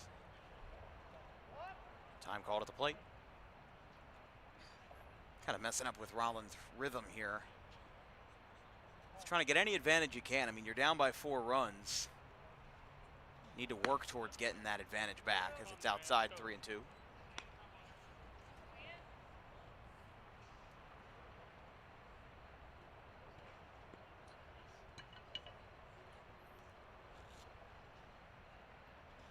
And that is strike 3 called. Charles vehemently disagrees with the call. And he's just going to let him walk away. Because you don't want to get him ejected. He's still talking.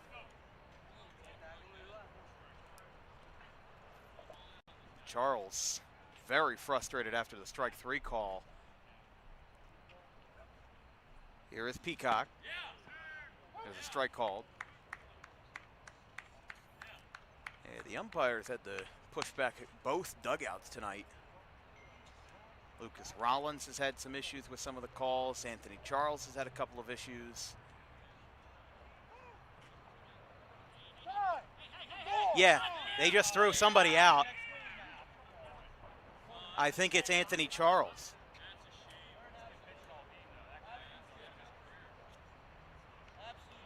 Who? Yeah, so Vineland's really getting fired up now. Bench warning called on both sides. Things are really heating up here. Yeah, Anthony Charles is coming out here, and he's been thrown out, but he's not leaving. So they're upset about some stuff that Pitman was saying, and now Alvarado's holding Charles back. And so now one of the Vineland assistants got thrown out. And now Anthony Charles being held back, physically restrained by Chris Williams.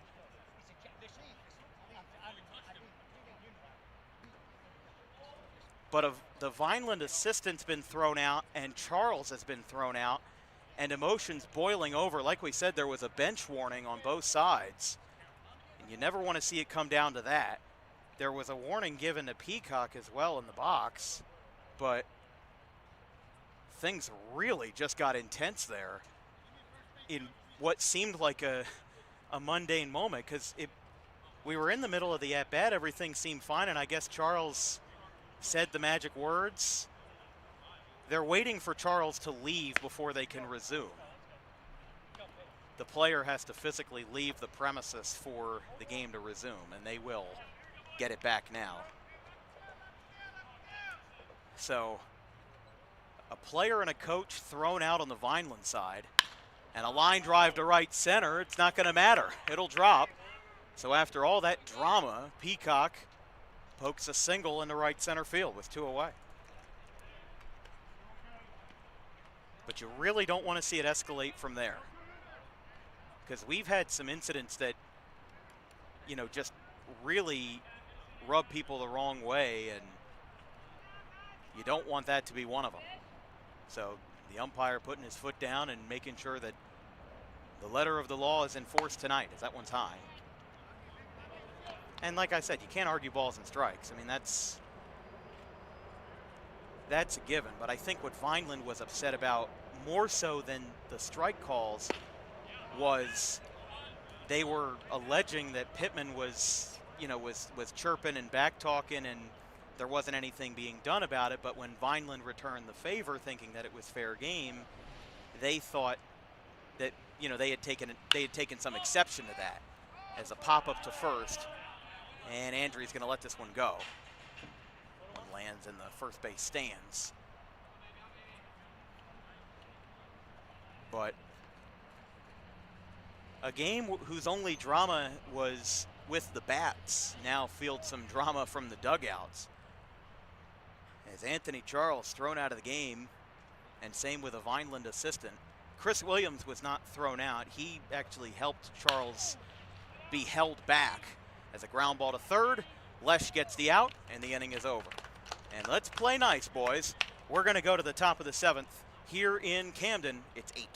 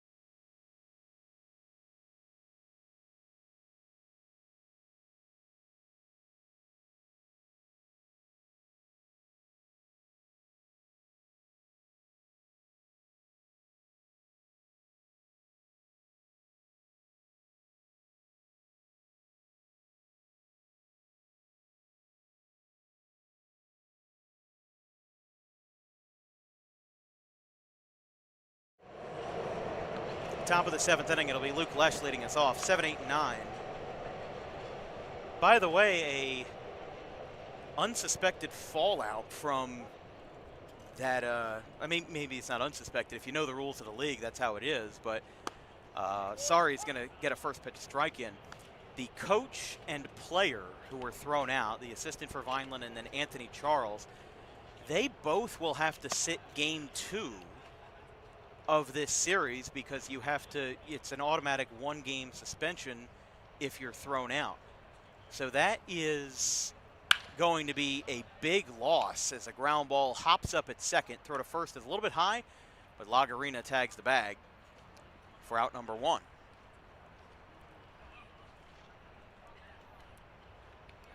And again, I think you could make the argument that Charles was going to bat for his team and maybe he wasn't happy with some of the things that were going on in the other dugout. But, I mean, you just have to think big picture. And you've now got your number 3 player, your number 3 hitter, who's contributed a handful of hits tonight.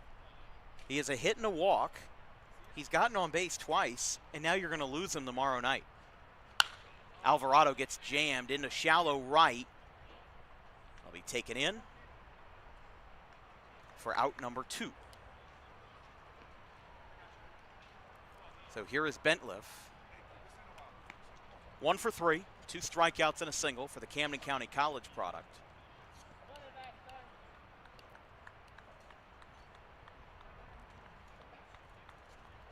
Sorry, first pitch, popped up, foul, out of play.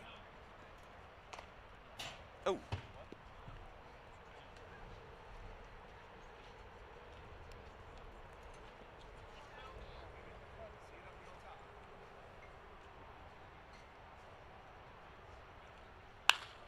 Popped up into right.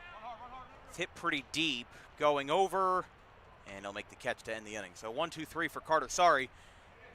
That's more what we've been looking for tonight, just quick baseball. We go to the bottom of the 7th, last swings for Vineland in game 1 when we return.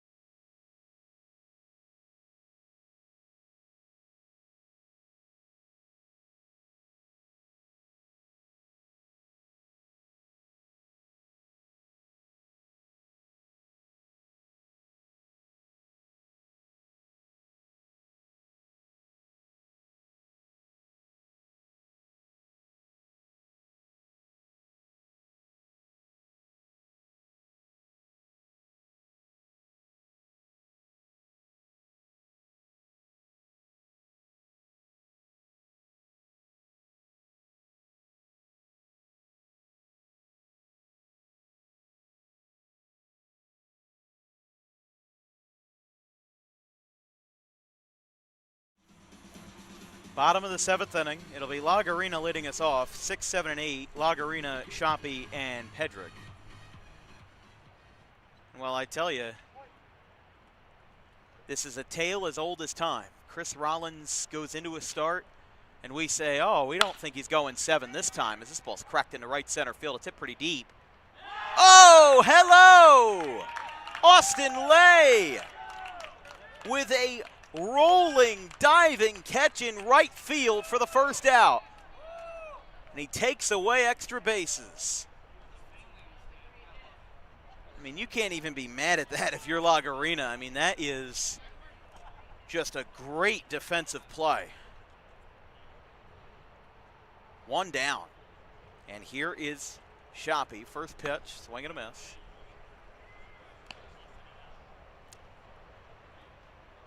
base hit back in the fifth. But as I was saying, this is a tale as old as time, where you get this situation, Chris Rollins doesn't look like he's going to go the whole way, runs into some issues, and then his team bails him out. And guess what? He's going to go the whole way.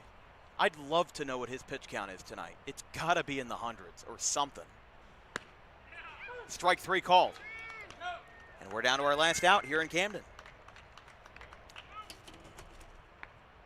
We will be off tomorrow night. We'll be at Alcyon Park for Game 2 of the second series in the Tri-County Semis between the Washington Township Senators and the South Jersey Grizzlies. First pitch at 7 o'clock.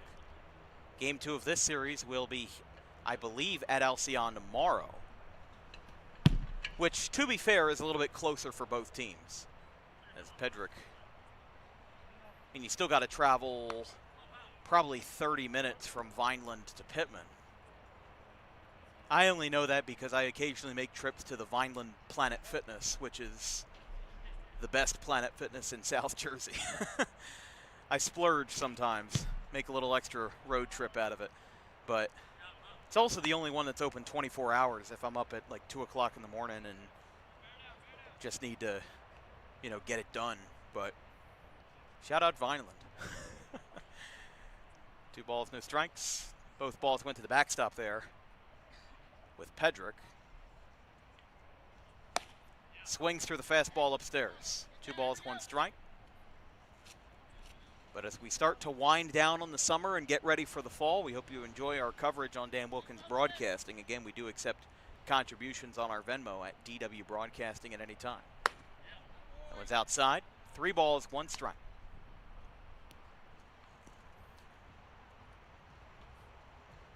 Pitman would go up 1-0 in the series with a win tonight and could have a chance tomorrow to win the series on their home field.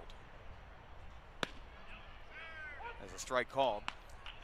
And they would be punching their ticket to the finals, to the Carter Cup, for the 4th straight year. 2-strike pitch, swing and a miss, he got him. And Chris Rollins does, to many others, the unthinkable, but to us, we just know him as Chris Rollins. He strikes out Pedrick to end the ball game. He finishes up with 9 strikeouts across 7 innings. He'll earn our player of the game honors along with Luke Lesh for 3 RBIs. A little bit of controversy in this game. Vineland had 2 players tossed, a Vineland assistant coach and Anthony Charles. They will be without both of those guys tomorrow night as a part of the Tri-County bylaws, a 1-game suspension automatically applied for ejections. With the final score tonight, Pitman 8, Vineland 4 here from Camden. From our entire crew, our social media coordinator, Hayla Mejia, our graphics crew, Caleb Lane, Carson Rosso, and Fisher Giannotti, my producer, Damian Waiters, I'm Dan Wilkins. We will see you Wednesday night from Alcyon Park for Game 2 of the Washington Township Senators and the South Jersey Grizzlies. Have a good one, folks.